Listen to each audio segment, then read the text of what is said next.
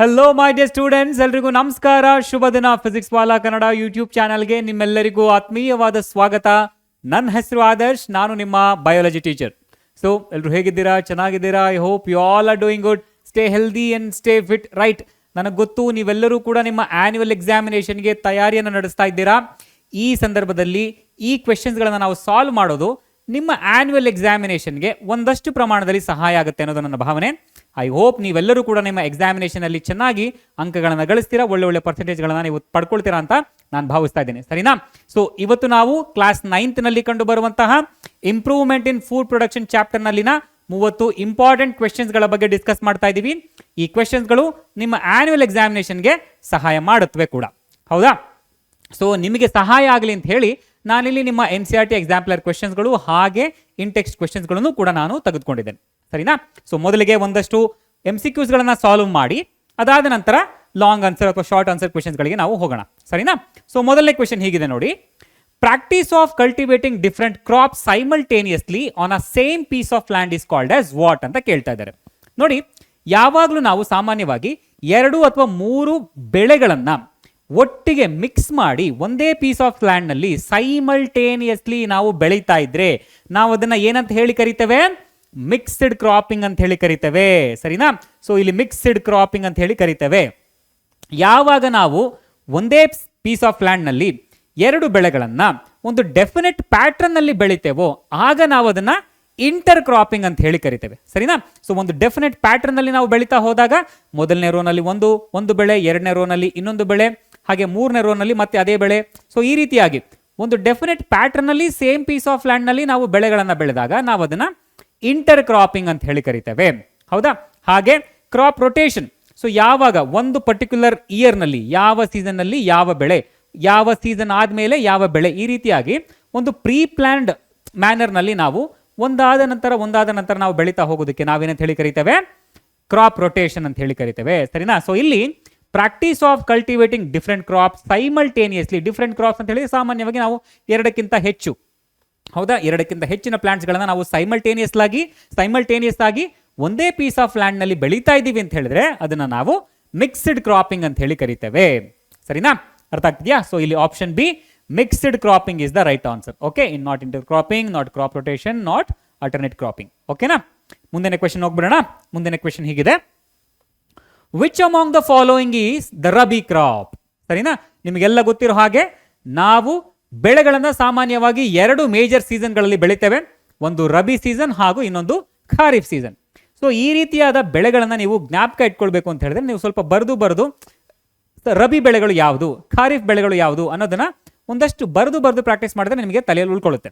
ನೋಡಿ, ರಬಿ ಬೆಳೆಯಾಗಿ ನಾವು ಸಾಮಾನ್ಯವಾಗಿ ಇಲ್ಲಿ ಕೊಟ್ಟಿರುವಂತಹ ಆಪ್ಷನ್ಗಳನ್ನ ನಾವು ಗಮನಿಸಿದಾಗ ಕಾಟನ್ ಆಗಿರ್ಬೋದು, ಸೋಯಾಬೀನ್ ಆಗಿರ್ಬೋದು, ಹಾಗೆ ಪಿಜನ್ ಪಿ ಆಗಿರ್ಬೋದು, ಸರಿನಾ? ಸೊ ಈ 3 ಬೆಳೆಗಳನ್ನ ನಾವು ಖಾರಿಫ್ ಬೆಳೆಗಳಾಗಿ ಬೆಳಿತೇವೆ, ಸರಿನಾ? ಕಾಟನ್, ಸೋಯಾಬೀನ್ ಹಾಗೂ ಪಿಜನ್ ಪಿ, ತೊಗರಿ ಬೇಳೆ ಅಂತ ಹೇಳಿ ನಾವೇನು ಕರಿತೇವಲ್ಲ. ಸೊ ಇದನ್ನ ಸಾಮಾನ್ಯವಾಗಿ ನಾವು ಖಾರಿಫ್ ಸೀಸನ್ ಅಲ್ಲಿ ಬೆಳಿತೇವೆ. ಅದಕ್ಕೆ ನಿಮಗೆ ಖಾರಿಫ್ ಸೀಸನ್ ಅಂದ್ರೆ ಏನು ಗೊತ್ತಿರಬೇಕು, ರಬಿ ಸೀಸನ್ ಅಂದ್ರೆ ಏನು ಗೊತ್ತಿರಬೇಕು, ಹೌದಾ? ಮುಂಗಾರಿನಲ್ಲಿ ಯಾವ್ದು ಬೆಳಿತೇವೆ, ಹಿಂಗಾರಿನಲ್ಲಿ ಯಾವ್ದು ಬೆಳಿತೇವೆ, ಹೌದಾ? ಸೊ ಈ ಲಿನ್ಸೀಡ್ ಏನಿದೆಯಲ್ಲ ಇದನ್ನ ನಾವು ಫ್ಲಾಕ್ ಸೀಡ್ ಅಂತ ಹೇಳಿ ಕರಿತೇವೆ. ಫ್ಲಾಕ್ ಸೀಡ್, ಓಕೆನಾ? ಅಗಸೆ ಬೀಜಗಳು ಅಂತ ಹೇಳಿ ನಾವು ಕರಿತೇವೆ, ಸರಿನಾ? ಈ ಲಿನ್ಸೀಡ್ ಏನಿದೆ, this is actually a rabi crop, ಸರಿನಾ? ಸೊ ಇದನ್ನ ನಾವು ರಬಿ ಸೀಸನ್ ಅಲ್ಲಿ ಬೆಳಿತೇವೆ, ಸರಿನಾ? ಸೊ ಇಲ್ಲಿ ಸರಿಯಾದ ಉತ್ತರ ಯಾವ್ದಪ್ಪ? ಲಿನ್ಸೀಡ್ ಅಥವಾ flax seed is the rabi crop here. Okay, ಮುಂದಿನ ಕ್ವೆಶನ್ ಹೋಗ್ಬಿಡೋಣ. ಮುಂದಿನ ಕ್ವೆಶನ್ ಹೀಗಿದೆ. In composite fish culture catlas are used because they are. ನಾವು ಕಾಂಪೋಸಿಟ್ ಫಿಶ್ ಕಲ್ಚರ್ ಮಾಡುವಾಗ ಸಾಮಾನ್ಯವಾಗಿ ಏನ್ ಮಾಡ್ತೇವೆ? 4 ಅಥವಾ 5 ವೆರೈಟಿ ಆಫ್ ಫಿಶ್ ಬ್ರೀಡ್ಗಳನ್ನ ನಾವು ಒಂದು ಫಿಶ್ ಪಾಂಡ್ ನಲ್ಲಿ ಬೆಳೀತಾ ಹೋಗ್ತೇವೆ. ಕಾರಣ ಇಷ್ಟೇ, ಅಲ್ಲಿ ಒಂದಕ್ಕೊಂದು ಕಾಂಪಿಟೇಷನ್ ಬರದೆ ಅಂತ ಹೇಳಿದ್ರೆ ಆ ಫಿಶ್ಗಳ ಮಧ್ಯೆ ಕಾಂಪಿಟೇಷನ್ ಬರದೆ ಪ್ರತಿಯೊಂದು ಬ್ರೀಡ್ನ ಫಿಶ್ ಕೂಡ ಒಂದೊಂದು ಸ್ಟ್ರಾಟಾದಲ್ಲಿ ಅಂದ್ರೆ ಹೇಳಿದ್ರೆ ಒಂದೊಂದು ಲೆವೆಲ್ ನಲ್ಲಿ ಒಂದೊಂದು ರೀತಿಯ ಫಿಶ್ ಬ್ರೀಡ್ಗಳು ಬೆಳೀತಾ ಹೋಗುತ್ತವೆ. ಉದಾಹರಣೆಗೆ ಕೆಲವೊಂದಷ್ಟು ಬಾಟಮ್ ಫೀಡರ್ಸ್ ಗಳಿರುತ್ತವೆ, ತಳಭಾಗದಲ್ಲಿ ಬೆಳೀತಾ ಹೋಗುತ್ತವೆ. ಕೆಲವೊಂದಷ್ಟು ಮಿಡ್ ಝೋನ್ ನಲ್ಲಿ ಫೀಡ್ ಮಾಡ್ತಾ ತಮ್ಮ ಆಹಾರವನ್ನ ಪಡ್ಕೊಳ್ತಾ ಇರ್ತವೆ. ಕೆಲವೊಂದಷ್ಟು ಸರ್ಫೇಸ್ ಫೀಡರ್ಗಳು ಅಂತ ಹೇಳಿ ಕರಿತವೆ. ಸೊ ಈ ರೀತಿಯಾಗಿ ಬೇರೆ ಬೇರೆ ಸ್ಟ್ರಾಟದ ಬೇರೆ ಬೇರೆ ಝೋನ್ ನಲ್ಲಿ ಬದುಕುವಂತ ನಾವು ಮೀನುಗಳನ್ನ ನಾವು ಇನ್ಕ್ಲೂಡ್ ಮಾಡಿದಾಗ ಆ ಮೀನುಗಳ ಮಧ್ಯೆ ಕಾಂಪಿಟೇಷನ್ ಅನ್ನೋದು ಉಂಟಾಗದೆ ನಮಗೆ ಹೆಚ್ಚಿನ ಇಳುವರಿ ಸಿಗುತ್ತೆ. ಸೊ ಈ ಪ್ರಕಾರದಲ್ಲಿ ನಾವು ನೋಡೋದಾದ್ರೆ ಈ ಕಾಟ್ಲಾಸ್ಗಳೇನಿದಾರಲ್ಲ, ಈ ಕಾಟ್ಲಾ ಫಿಶ್ಗಳೇನಿದೆಯವಲ್ಲ, ಇವುಗಳನ್ನು ನಾವು ಸರ್ಫೇಸ್ ಫೀಡರ್ಗಳಾಗಿ ಬಳಸ್ತೇವೆ. ಹೌದಾ? ಕಾಟ್ಲಾಸ್ ಅನ್ನು ನಾವು ಸರ್ಫೇಸ್ ಫೀಡರ್ಗಳಾಗಿ ಬಳಸ್ತೇವೆ.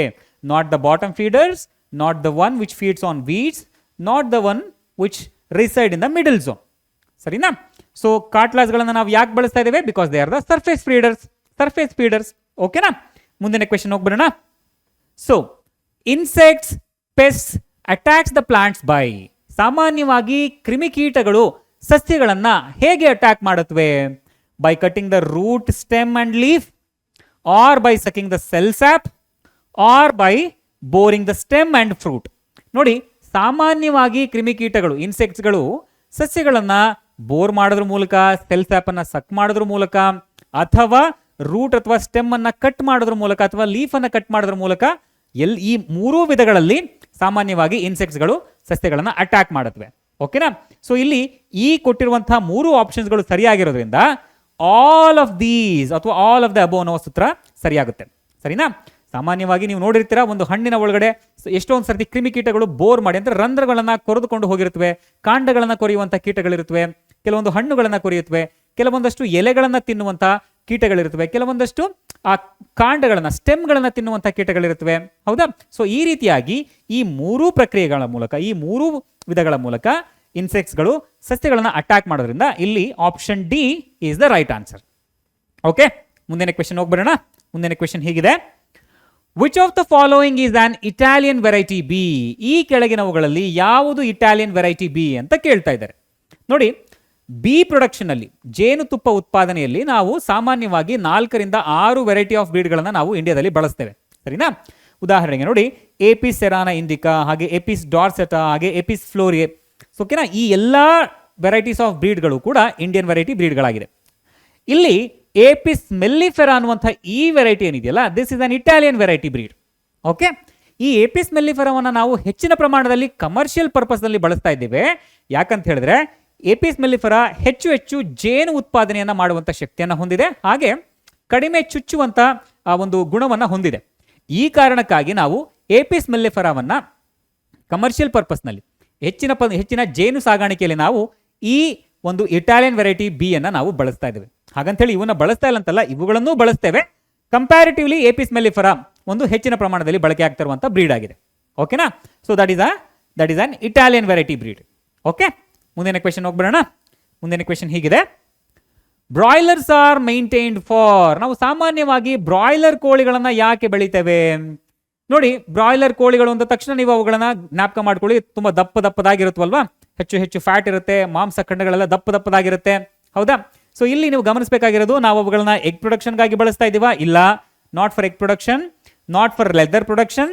ಓಕೆ, ಹಾಗೆ ನಾಟ್ ಫಾರ್ ಫೆದರ್ ಪ್ರೊಡಕ್ಷನ್ ನಮಗೆ ಅವಶ್ಯಕತೆನೇ ಇಲ್ಲ ಬಿಡಿ. Meet production. ನೋಡಿ, ಮಾಂಸ ಉತ್ಪಾದನೆಗಾಗಿ ನಾವು ಬ್ರಾಯ್ಲರ್ ಕೋಳಿಗಳನ್ನ ಬೆಳಿತೇವೆ. ಹೌದಾ? ಹೆಚ್ಚು ತೂಕವುಳ್ಳಂತಹ ಹಾಗೆ ಹೆಚ್ಚಿನ ಪ್ರಮಾಣದ ಕ್ವಾಲಿಟಿ ಮಾಂಸವನ್ನು ನಾವು ಬೆಳೆಯೋದಕ್ಕೆ ನಾವು ಸಾಮಾನ್ಯವಾಗಿ ಬ್ರಾಯ್ಲರ್ಸ್ಗಳನ್ನ ಬಳಸ್ತೇವೆ. ಹೌದಾ? ಸೊ ಕ್ವಾಲಿಟಿ ಮಾಂಸ ಅಂತ ಹೇಳಿದ್ರೆ ಅಫ್ಕೋರ್ಸ್ ಅಲ್ಲಿ ಸಾಕಷ್ಟು ಪ್ರಮಾಣದಲ್ಲಿ ನಾವು ಆಂಟಿಬಯೋಟಿಕ್ಸ್ಗಳನ್ನ ಇಂಜೆಕ್ಟ್ ಮಾಡಿ ಅವುಗಳಿಗೆ ಯಾವುದೇ ರೋಗಗಳು ಬರದೇ ಇರೋಂಥ ತಡೆದು ಈ ರೀತಿಯಾಗಿ ಎಲ್ಲ ಒಂದು ಪ್ರಾಕ್ಟೀಸಸ್ಗಳನ್ನ ಮಾಡಿ ನಾವು ಬ್ರಾಯ್ಲರ್ ಕೋಳಿಗಳನ್ನ ಬೆಳೆಸ್ತೇವೆ. ಬಟ್ ಅವುಗಳನ್ನ ಮಾಡದೇ ಕೂಡ ಕೋಳಿಗಳನ್ನ ಮಾಂಸಕ್ಕಾಗಿ ಉತ್ತಮ ಗುಣಮಟ್ಟದ ಫೀಡಿಂಗ್ಸ್ಗಳನ್ನ ಕೊಡೋದ್ರ ಮೂಲಕ, ಆಹಾರನ ಅವರಿಗೆ ಉತ್ತಮವಾದ ಫೀಡ್ಸ್ಗಳನ್ನ ನಾವು ಕೊಡೋದ್ರ ಮೂಲಕ, without all those chemicals or antibiotics ನಾವು ಅವುಗಳನ್ನ ಬೆಳಿಬಹುದು. But it takes longer duration. ಸಾಮಾನ್ಯವಾಗಿ ನಾವು ಕಮರ್ಷಿಯಲ್ ಆಗಿ ವಿತಿನ್ 2-3 ಮಂತ್ಸ್ ನಮಗೆ ಪ್ರಾಡಕ್ಟ್ ಬರಬೇಕು ಅಂತ ಹೇಳಿ ಮಾಂಸ ಉತ್ಪಾದನೆಗಾಗಿ ಬೆಳೆಯುವಂತಹ ಕೋಳಿಗಳು ಯಾವ್ದು ಅಂತ ಹೇಳಿದ್ರೆ ಅದು ಬ್ರಾಯ್ಲರ್ಸ್. ಓಕೆನಾ? ಮುಂದಿನ ಕ್ವೆಶನ್ ಹೋಗ್ಬಿಡೋಣ. Which of the following is not considered as primary nutrient of plant? ಈ ಕೆಳಗಿನವುಗಳಲ್ಲಿ ಯಾವುದನ್ನು ನಾವು ಪ್ರೈಮರಿ ನ್ಯೂಟ್ರಿಯೆಂಟ್ ಆಗಿ ಬಳಸಲ್ಲ ಅಥವಾ ಪ್ರೈಮರಿ ನ್ಯೂಟ್ರಿಯೆಂಟ್ ಅಂತ ಹೇಳಿ ಕನ್ಸಿಡರ್ ಮಾಡಲ್ಲ? ಸಸ್ಯಗಳ ಬೆಳವಣಿಗೆ ವಿಚಾರಕ್ಕೆ ಬಂದಾಗ ನಮಗೆ ಗೊತ್ತು, there are 16 major elements. Some of them are macronutrients and some of them are micronutrients which are essential for the growth and development of the plant. ಇವುಗಳಲ್ಲಿ ಆಕ್ಸಿಜನ್ ಏನಿದೆಯಲ್ಲ, ಈ ಆಕ್ಸಿಜನ್ ಅನ್ನೋದು ನಾವು ಸಾಮಾನ್ಯವಾಗಿ ಆಕ್ಸಿಜನ್ ಅನ್ನು ನಾವು ಪ್ರೈಮರಿ ನ್ಯೂಟ್ರಿಯೆಂಟ್ ಅಂತ ಹೇಳಿ ಕನ್ಸಿಡರ್ ಮಾಡೋದಿಲ್ಲ. ನೈಟ್ರೋಜನ್ ಆಗಿರ್ಬೋದು, ಫಾಸ್ಫರಸ್ ಆಗಿರ್ಬೋದು, ಪೊಟ್ಯಾಷಿಯಂ ಆಗಿರ್ಬೋದು, ಇವೆಲ್ಲವುಗಳು ಕೂಡ ಪ್ರೈಮರಿ ನ್ಯೂಟ್ರಿಯೆಂಟ್ಸ್ಗಳೇನೆ. ಹೌದಾ? ಸಸ್ಯಗಳ ಡೆವಲಪ್ಮೆಂಟ್ಗೆ, ಗ್ರೋತ್ ಹಾಗೂ ಡೆವಲಪ್ಮೆಂಟ್ನಲ್ಲಿ ಸಹಾಯ ಮಾಡುವಂಥ ನ್ಯೂಟ್ರಿಯೆಂಟ್ಸ್ಗಳಾಗಿದೆ. ಅದೇ ಆಕ್ಸಿಜನ್ ಅನ್ನು ನಾವು ಪ್ರೈಮರಿ ನ್ಯೂಟ್ರಿಯೆಂಟ್ ಆಗಿ ಕನ್ಸಿಡರ್ ಮಾಡೋದಿಲ್ಲ. ಹೌದಲ್ವಾ? ಆಕ್ಸಿಜನ್ ಸಸ್ಯಗಳಿಗೆ ಪ್ರೈಮರಿ ನ್ಯೂಟ್ರಿಯೆಂಟ್ ಆಗಿ ಅವಶ್ಯಕತೆ ಇದೆಯಾ? ಸಸ್ಯಗಳು ಎಲ್ಲಿಂದ ಆಕ್ಸಿಜನ್ ಪಡ್ಕೊಳ್ಳುತ್ತವೆ? ಎನ್ವಿರಾನ್ಮೆಂಟ್ ಇಂದ ಆಕ್ಸಿಜನ್ ಪಡ್ಕೊಳ್ಳುತ್ತವೆ, ಹೌದಲ್ವಾ? ನೀರಿನ ಮೂಲಕ ಒಂದಷ್ಟು ಪ್ರಮಾಣದ ಆಕ್ಸಿಜನ್ ಬರ್ತಾ ಇದೆ, ಹೌದಲ್ವಾ? ಈ ಆಕ್ಸಿಜನ್ ಸಸ್ಯಗಳಿಗೆ ಬೇಡವಾ? ಇಲ್ಲ, ಖಂಡಿತ ಬೇಕು. ಆಕ್ಸಿಜನ್ ರೆಸ್ಪಿರೇಷನ್ ಅಲ್ಲಿ ಬೇಕು, ಹೌದಾ? ಸೊ ಈ ರೀತಿಯಾಗಿ ಆಕ್ಸಿಜನ್ ಕೂಡ ಒಂದಷ್ಟು ಇಂಪಾರ್ಟೆನ್ಸ್ ಅನ್ನು ಹೊಂದಿದೆ. ಆದರೆ ಸಸ್ಯಗಳ ಪ್ರೈಮರಿ ನ್ಯೂಟ್ರಿಯೆಂಟ್ ವಿಚಾರಕ್ಕೆ ಬಂದಾಗ ನಾವು ಆಕ್ಸಿಜನ್ ಅನ್ನ ಸಸ್ಯಗಳ ಪ್ರೈಮರಿ ನ್ಯೂಟ್ರಿಯೆಂಟ್ ಅಂತ ಹೇಳಿ ಕನ್ಸಿಡರ್ ಮಾಡೋದಿಲ್ಲ, ಹೌದಾ? ಹಾಗಾಗಿ ಇಲ್ಲಿ ಸರಿ ಉತ್ತರ oxygen is the right answer. Okay okay, ಅರ್ಥ ಆಗ್ತಿದ್ದಿಲ್ಲಪ್ಪ? ಮುಂದಿನ ಕ್ವೆಶನ್ ಹೋಗ್ಬರೋಣ. ಮುಂದಿನ ಕ್ವೆಶನ್ ಹೀಗಿದೆ, which of the following is the milch breed? ಸರಿನಾ? ಸೊ ಇಲ್ಲಿ ಮಿಲ್ಚ್ ಬ್ರೀಡ್ ಅಂತ ಹೇಳಿ ನಾವು ಯಾವಾಗ ಕರಿತೇವೆ, ಅಥವಾ ಮಿಲ್ಕ್ ಬ್ರೀಡ್ ಅಂತ ಹೇಳಿ ನಾವು ಯಾವಾಗ ಹಸುಗಳನ್ನ ಅಥವಾ ತಳಿಗಳನ್ನ ಹಾಲಿನ ಉತ್ಪಾದನೆಗೆ ಮಾತ್ರ ಬಳಸ್ತೇವೆ ಅವುಗಳನ್ನ ನಾವು ಮಿಲ್ಚ್ ಬ್ರೀಡ್ ಅಂತ ಹೇಳಿ ಕರಿತೇವೆ, ಹೌದಾ? ಸೊ ಇಲ್ಲಿ ಕೊಟ್ಟಿರುವಂತಹ ಆಪ್ಷನ್ಸ್ಗಳನ್ನ ನಾವು ಗಮನಿಸಿದಾಗ ಈ ಮಾಲ್ವಿ ಆಗಿರ್ಬೋದು ಅಥವಾ ಹಳ್ಳಿಕಾರ್ ಆಗಿರ್ಬೋದು, ಈ ಹಳ್ಳಿಕಾರು ನಮ್ಮ ನೇಟಿವ್ ಬ್ರೀಡ್, ಕರ್ನಾಟಕದಲ್ಲಿ ಕಂಡು ಬರುವಂತಹ ಒಂದು ಬ್ರೀಡ್, ಹೌದಾ? ಇವುಗಳನ್ನ ನಾವು ಹೆಚ್ಚಿನ ಪ್ರಮಾಣದಲ್ಲಿ ಹಾಲಿನ ಉತ್ಪಾದನೆಗೆ ಬಳಸಲ್ಲ, ಹೌದಲ್ವಾ? ಆದರೆ ವ್ಯವಸಾಯಕ್ಕಾಗಿ ಬಳಸ್ತೇವೆ, ಹೌದಲ್ವಪ್ಪ? ಸಾಮಾನ್ಯವಾಗಿ ನೋಡಿದ್ರೆ ಹಳ್ಳಿಕಾರ್ ಎತ್ತುಗಳನ್ನೆಲ್ಲ ಬಳಸೋದನ್ನ ನಾವು ಗಮನಿಸಿದ್ರೆ, ಹೌದಲ್ವಾ? ರೇಸಿಂಗ್ ನಲ್ಲಿ ಬಳಸ್ತಾರೆ, ಹಾಗೆ ವ್ಯವಸಾಯಕ್ಕೆ ಬಳಸ್ತಾರೆ, ಗಾಡಿಗಳನ್ನ ಓಡಿಸೋದಕ್ಕೆ ಬಳಸ್ತಾರೆ, ಎತ್ತಿನ ಗಾಡಿಗಳನ್ನ, ಹೌದಲ್ವಾ? ಈ ರೀತಿಯಾದ ಆ ಡ್ರಾಟ್ ಲೇಬರ್ ವರ್ಕ್ಗಳೇನಿದೆಯಲ್ಲ ಅಲ್ಲಿ ಹೆಚ್ಚಿನ ಪ್ರಮಾಣದಲ್ಲಿ ಇವುಗಳನ್ನ ಬಳಸ್ತೇವೆ. ಹಾಗಂತ ಹೇಳಿದ್ರೆ ಇವುಗಳನ್ನ ಹಾಲಿಗೋಸ್ಕರ ಬಳಸೋದೇ ಇಲ್ವಾ? ಖಂಡಿತ ಇಲ್ಲ, ಖಂಡಿತ ಬಳಸ್ತಾರೆ. ಓಕೆನಾ? ಅಂತ ಹೇಳಿದ್ರೆ ಸಾಮಾನ್ಯವಾಗಿ ಈ ನಾಟಿ ಹಸುಗಳೇನಿರುತ್ತಲ್ಲ ಮನೆಯವರಿಗೋಸ್ಕರ ಹಾಲನ್ನು ಉತ್ಪಾದನೆ ಮಾಡಲಿಕ್ಕೆ ನಾವು ಬಳಸ್ತೇವೆ. ಕಮರ್ಷಿಯಲ್ ಪರ್ಪಸ್ ಆಗಿ ಹೆಚ್ಚು ಪ್ರಮಾಣದಲ್ಲಿ 10-20 ಲೀಟರ್ ಗಟ್ಟಲೆ ನಮಗೆ ಹಾಲು ಬರುವಂತಹ ಹಸುಗಳಾಗಿ ಅಥವಾ ತಳಿಗಳಾಗಿ ನಾವು ಅವುಗಳನ್ನು ಬಳಸೋದಿಲ್ಲ. ಮನೆಯಲ್ಲಿದ್ದಾಗ 1-2 ಲೀಟರ್ ಹಾಲು ಕೊಟ್ಟರೆ ಸಾಕು ಅಂತ ಹೇಳಿ ಮನೆಯಲ್ಲಿ ನಾವು ನಾಟಿ ಹಸುಗಳನ್ನು ನಾವು ಸಾಕ್ತೇವೆ ಕೂಡ, ಹೌದಾ? ಸೊ ಇಲ್ಲಿ ಗಿರ್ ಅನ್ನುವಂತಹ ಈ ತಳಿ ಏನಿದೆಯಲ್ಲ, ನಮ್ಮ ಮಧ್ಯಪ್ರದೇಶದ ಈ ಮಧ್ಯ ಭಾರತದಲ್ಲಿ ಕಂಡು ಬರುವಂತಹ ಈ ತಳಿ ಇದು. ಈ ಗಿರ್ ಪ್ರದೇಶ ಗಿರ್ ತಳಿಗಳನ್ನು ನಾವು ಹೆಚ್ಚಾಗಿ ಮಿಲ್ಚ್ ಬ್ರೀಡ್ ಆಗಿ ಬಳಸ್ತೇವೆ. ಓಕೆನಾ? ಗಿರ್ ತಳಿ ಹಸುಗಳು ಕಂಪ್ಯಾರಿಟಿವ್ಲಿ ನಮ್ಮ ನಾಟಿ ಹಸುಗಳಿಗಿಂತ ಒಂದಷ್ಟು ಹೆಚ್ಚಿನ ಪ್ರಮಾಣದಲ್ಲಿ ಹಾಲನ್ನು ತರುವಂತಹ ಅಥವಾ ಹಾಲನ್ನು ಕೊಡುವಂತಹ ಶಕ್ತಿಯನ್ನು ಹೊಂದಿರುತ್ತವೆ. ಹಾಗಾಗಿ ನಾವು ಅವುಗಳನ್ನು ಮಿಲ್ಚ್ ಬ್ರೀಡ್ ಆಗಿ ಬಳಸ್ತಾ ಇದ್ದೇವೆ. ಓಕೆನಾ? ಮುಂದಿನ ಕ್ವೆಶನ್ ಹೋಗ್ಬರೋಣ. ಮುಂದಿನ ಕ್ವೆಶನ್ ಹೀಗಿದೆ, what do we get from serials, pulses, fruit and vegetables? ನೋಡಿ, ಇವೆಲ್ಲವುಗಳು ಕೂಡ ನಮ್ಮ ಆಹಾರ ಪದಾರ್ಥಗಳೇನೆ. ನಾವು ಆಹಾರ ಪದಾರ್ಥಗಳನ್ನ ಕನ್ಸ್ಯೂಮ್ ಮಾಡುವಾಗ ನಾವು ಏನನ್ನ ಪಡ್ಕೊಳ್ತಾ ಇದ್ದೀವಿ? ಅವುಗಳಿಂದ ನ್ಯೂಟ್ರಿಯೆಂಟ್ಸ್ಗಳನ್ನ ಪಡ್ಕೊಳ್ತಾ ಇದ್ದೀವಿ. ಓಕೆನಾ? So this chapter is very simple, I guess. ಓಕೆನಾ? ನೀವು ಈಸಿಯಾಗಿ ಅರ್ಥ ಮಾಡ್ಕೊಳ್ತೀರಾ. ಸೊ ಸಾಮಾನ್ಯವಾಗಿ ಈ ಸೀರಿಯಲ್ಸ್ಗಳಾಗಿರ್ಬೋದು ಅಥವಾ ಪಲ್ಸಸ್ಗಳಾಗಿರ್ಬೋದು, ಹಣ್ಣು, ತರಕಾರಿಗಳು, ಕಾಳುಗಳು, ಇವುಗಳಿಂದ ನಮಗೆ ಏನು ಸಿಗುತ್ತೆ? ನ್ಯೂಟ್ರಿಯೆಂಟ್ಸ್ಗಳು ಸಿಗುತ್ತೆ. ಯಾವ ನ್ಯೂಟ್ರಿಯೆಂಟ್ಸ್ಗಳು? Carbohydrate, proteins, fats, vitamins and minerals, ಹೌದಲ್ವಾ? ಈ ಸೀರಿಯಲ್ಸ್ಗಳೇನಿದೆಯಲ್ಲ, ಈ ಸೀರಿಯಲ್ಸ್ಗಳು, ಧಾನ್ಯಗಳು ಅಂತ ನಾವೇನು ಹೇಳಿ ಕರಿತೇವೆ, ಅವು ಕಾರ್ಬೋಹೈಡ್ರೇಟ್ ಅನ್ನ ನಮಗೆ ತಂದು ಕೊಡುತ್ತವೆ. ಅಂದ್ರೆ ಹೆಚ್ಚಿನ ಪ್ರಮಾಣದಲ್ಲಿ ನಮಗೆ ಕಾರ್ಬೋಹೈಡ್ರೇಟ್ಸ್ಗಳು ಸೀರಿಯಲ್ಸ್ಗಳಿಂದ ಸಿಗುತ್ತೆ.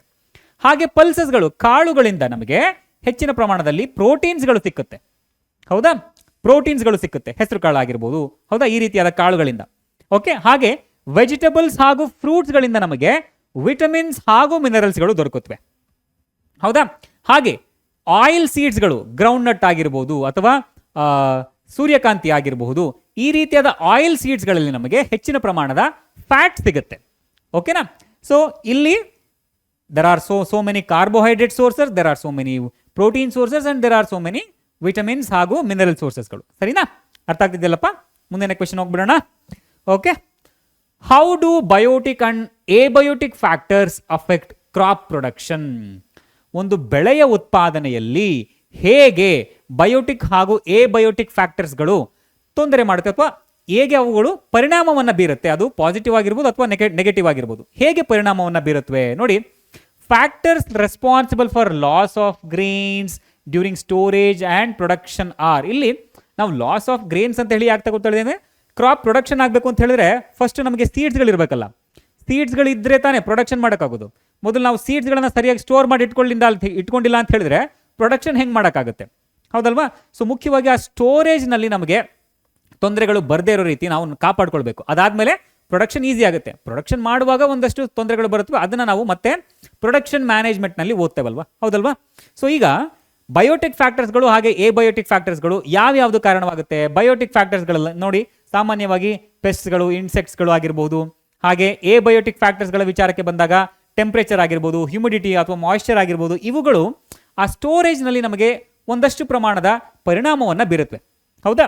ಉದಾಹರಣೆಗೆ ನೋಡಿ, ಇನ್ಫೆಸ್ಟೇಷನ್ ಆಫ್ ಇನ್ಸೆಕ್ಟ್ಸ್. ಕೆಲವೊಮ್ಮೆ ಆ ಕಾಳುಗಳನ್ನು, ನಾವು ಬೆಳೆದಂತಹ ಆ ಬೀಜಗಳನ್ನು ಇನ್ಸೆಕ್ಟ್ಸ್ಗಳು ಹಾಳು ಮಾಡೋದಾಗಿರ್ಬೋದು, ಆ ಸೀಡ್ಸ್ಗಳನ್ನು ಕೊರೆದು ರಂಧ್ರ ಮಾಡಿ ಬೋರಿಂಗ್ ಮಾಡೋದ್ರ ಮೂಲಕ ಹಾಳು ಮಾಡೋದಾಗಿರ್ಬೋದು, ಅಥವಾ ಕೆಲವೊಮ್ಮೆ ಇನ್ಅಪ್ರಾಪ್ರಿಯೇಟ್ ಟೆಂಪ್ರೇಚರ್ನಿಂದಾಗಿನೋ ಅಥವಾ ಹ್ಯುಮಿಡಿಟಿಯಿಂದಾಗಿನೋ ಆ ಸೀಡ್ಸ್ಗಳ ವೆಯ್ಟ್ ಲಾಸ್ ಅನ್ನೋದಾಗಿರ್ಬೋದು. ಹೌದಲ್ವಾ? ಸೊ ಅದಾದಾಗ ಏನಾಗುತ್ತೆ, ಈಗ ವೆಯ್ಟ್ ಲಾಸ್ ಆದಾಗ ಏನಾಗುತ್ತೆ, ಸಾಮಾನ್ಯವಾಗಿ ಪೂರ್ ಜರ್ಮಿನೇಷನ್ ಎಬಿಲಿಟಿ ಬಂದ್ಬಿಡುತ್ತೆ. ಅಂತ ಹೇಳಿದ್ರೆ ಜರ್ಮಿನೇಟ್ ಆಗುವಂಥ ಶಕ್ತಿಯನ್ನು ನಾವು ಆ ಸೀಡ್ಸ್ಗಳು ಅಥವಾ ಬೀಜಗಳು ಕಳ್ಕೊಂಡ್ಬಿಡುತ್ತವೆ. ಹೌದಾ? ಹಾಗೆ ಡಿಗ್ರೇಡೇಷನ್ ಇನ್ ಕ್ವಾಲಿಟಿ, ಆಬ್ವಿಯಸ್ಲಿ ಈಗ ಒಂದು ಸೀಡು ಅದು ತನ್ನ ವೆಯ್ಟನ್ನು ಕಳ್ಕೊಂಡಿದೆ, ಅದು ಜರ್ಮಿನೇಷನ್ ಎಬಿಲಿಟಿಯನ್ನು ಕಳ್ಕೊಂಡಿದೆ, ಅದರ ಹೇಳಿದ್ರೆ ಅದರ ಕ್ವಾಲಿಟಿ ಅನ್ನೋದು ಡೌನ್ ಆಗಿದೆ. ಅಂತಹ ಬೀಜಗಳನ್ನು ನಾವು ಬಿತ್ತಿದಾಗ ಸಾಮಾನ್ಯವಾಗಿ ಏನಾಗುತ್ತೆ, ಆಬ್ವಿಯಸ್ಲಿ ಆ ಬೆಳೆ ಅನ್ನೋದು ಕೂಡ ಅಷ್ಟು ಉತ್ತಮ ರೀತಿಯಲ್ಲಿ ಬೆಳೆಯೋದಿಲ್ಲ ಕೂಡ. ಹೌದಲ್ವಾ? ಸೊ ಇಲ್ಲಿ ಏನಾಗ್ತಾ ಇದೆ, ಆ over all quality of crop ಅನ್ನೋದು ಕಡಿಮೆ ಆಗ್ತಾ ಇದೆ, ಡಿಗ್ರೇಡ್ ಆಗ್ತಾ ಇದೆ. ಹೌದಾ? ಅದೇ ರೀತಿ ಡಿಸ್ಕಲರೇಷನ್ ಆಗಿರ್ಬೋದು. ಈ ಡಿಸ್ಕಲರೇಷನ್ ಆಗೋದ್ರಿಂದ ಏನಾಗ್ಬೋದು, ಪೂರ್ ಮಾರ್ಕೆಟಿಂಗ್ ಪ್ರೈಸ್ ಆಗ್ಬಿಡುತ್ತೆ. ಅಂತ ಹೇಳಿದ್ರೆ ಇವಾಗ ಸಾಮಾನ್ಯವಾಗಿ ನಾವು ಬೀಜಗಳನ್ನು ತೆಗೆದುಕೊಂಡೋಗಿ ಒಂದಷ್ಟು ಸ್ಟೋರ್ ಮಾಡಿ ಸೆಲೆಕ್ಟಿವ್ ಬ್ರೀಡ್ ಮಾಡ್ಕೊಳ್ಳಿಕ್ಕೆ ಅಂತ ಹೇಳಿದ್ರೆ ಒಂದಷ್ಟು ಉತ್ತಮವಾದ ಸೀಡ್ಸ್ಗಳನ್ನು ನಾವು ಸ್ಟೋರ್ ಮಾಡಿ ಇಟ್ಕೊಂಡು ಅವುಗಳನ್ನು ಮುಂದಿನ ಬೆಳೆಗೆ ಬಳಸ್ಕೊಳ್ತೇವೆ. ಇನ್ನು ಉಳಿದಂಥ ಸೀಡ್ಸ್ಗಳನ್ನು ಮಾರ್ಕೆಟ್ಗೆ ತಗೊಂಡು ಹೋಗ್ತೇವೆ. ಈ ಹ್ಯುಮಿಡಿಟಿ ಇಂದಾಗಿನೋ ಅಥವಾ ಮಾಯಿಶ್ಚರ್ ಇಂದಾಗಿನೋ ಫಂಗಸ್ ಬಂತು ಅಥವಾ ಏನಾದರೂ ಡಿಸ್ಕಲರೇಷನ್ ಆಗೋಯ್ತು, ಅಂತ ಸಂದರ್ಭದಲ್ಲಿ ಏನಾಗುತ್ತೆ, ಮಾರ್ಕೆಟ್ ಪ್ರೈಸ್ ಅನ್ನೋದು ಕಡಿಮೆ ಆಗೋಗ್ಬಿಡುತ್ತೆ, ಅವುಗಳ ವ್ಯಾಲ್ಯೂ ಅನ್ನೋದು ಕಡಿಮೆ ಆಗೋಗ್ಬಿಡುತ್ತೆ. ಸೊ ಈ ರೀತಿಯಾಗಿ ಅದು ಇಂಡೈರೆಕ್ಟ್ ಆಗಿ ನಮ್ಮ ಬೆಳೆಗಳ ಮೇಲೆ ತೊಂದರೆ ಬೀಳುತ್ತೆ. ಅಲ್ಟಿಮೇಟ್ಲಿ ಬೆಳೆಗಳನ್ನು ಬೆಳೆಯೋದು ನಮ್ಮ ಇನ್ಪುಟ್ ಏನಿದೆಯಲ್ಲ, ಇನ್ವೆಸ್ಟ್ಮೆಂಟ್ ಏನಿದೆಯಲ್ಲ, ಅದ್ರ ಮೇಲೆ ಡಿಪೆಂಡ್ ಆಗಿರುತ್ತಲ್ವಾ. ಸೊ ಯಾವಾಗ ನಮ್ಮ ಹತ್ರ ಇನ್ವೆಸ್ಟ್ಮೆಂಟ್ ಜಾಸ್ತಿ ಇದೆ, ದುಡ್ಡು ಜಾಸ್ತಿ ಇದೆ, ಆವಾಗ ಉತ್ತಮವಾದ ಪ್ರೊಡಕ್ಷನ್ ಬರುತ್ತೆ. ಕೆಲವೊಮ್ಮೆ ನಾವು ಯಾವುದೇ ಖರ್ಚಿಲ್ಲದೆ ಝೀರೋ ಇನ್ವೆಸ್ಟ್ಮೆಂಟ್ನ ಮೂಲಕ ಕೂಡ ಬೆಳೆಗಳನ್ನು ಬೆಳಿಬಹುದು. ಅದಕ್ಕೂ ಕೂಡ ಪದ್ಧತಿಗಳಿದೆ. ಆದರೆ ಹೆಚ್ಚಿನ ಇಳುವರಿ ಬೇಕು, ಹೆಚ್ಚಿನ ಪ್ರಮಾಣದಲ್ಲಿ ಲಾಭ ಬೇಕು ಅಂತ ಹೇಳಿದ್ರೆ ಇಲ್ಲಿ ಇನ್ವೆಸ್ಟ್ಮೆಂಟ್ ಜಾಸ್ತಿ ಆಗಬೇಕು. ಓಕೆನಾ? ಓಕೆ. ಸೊ ಈ ರೀತಿಯಾಗಿ ಬಯೋಟಿಕ್ ಫ್ಯಾಕ್ಟರ್ಸ್ಗಳು ಹಾಗೆ ಎಬಯೋಟಿಕ್ ಫ್ಯಾಕ್ಟರ್ಸ್ಗಳು ನಮ್ಮ ಕ್ರಾಪ್ ಪ್ರೊಡಕ್ಷನ್ ಮೇಲೆ ಅಫೆಕ್ಟ್ ಮಾಡೋದನ್ನು ನಾವು ಗಮನಿಸ್ಬೋದು. ಇದು ಒಂದು ವಿಧ. ಆದರೆ ಈಗ ಬೆಳೀತಾ ಇರುವಂತಹ ಕ್ರಾಪ್ನ ಮೇಲೆ ಅಗೇನ್ ಇನ್ಸೆಕ್ಟ್ಸ್ಗಳು ಬಂದು ಹಾಳು ಮಾಡೋದಾಗಿರ್ಬೋದು, ಹಣ್ಣುಗಳನ್ನು ಕೊರಿಯೋದಾಗಿರ್ಬೋದು, ಅಥವಾ ಎಲೆಗಳನ್ನು ತಿನ್ನೋದಾಗಿರ್ಬೋದು, ಕಾಂಡಗಳನ್ನು ಕೊರಿಯೋದು ಅಂದರೆ ಸ್ಟೆಮ್ಮನ್ನು ಬೋರ್ ಮಾಡೋದಾಗಿರ್ಬೋದು.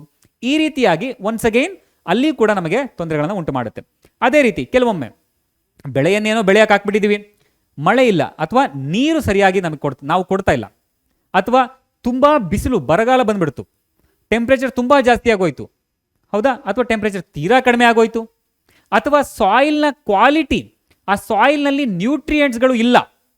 ಸೊ ಈ ಎಲ್ಲ ಎಬಯೋಟಿಕ್ ಫ್ಯಾಕ್ಟರ್ಸ್ಗಳು ಅಗೈನ್ ಒಟ್ಟಾರೆಯಾಗಿ ಒಟ್ಟುಗೂಡಿ ಬೆಳೆಗಳ ಮೇಲೆ ದುಷ್ಪರಿಣಾಮವನ್ನು ಉಂಟು ಮಾಡುತ್ತೆ. ಅಂತ ಹೇಳಿದ್ರೆ ಉತ್ತಮವಾದ ಇಳುವರಿ ಬರೋದಿಲ್ಲ.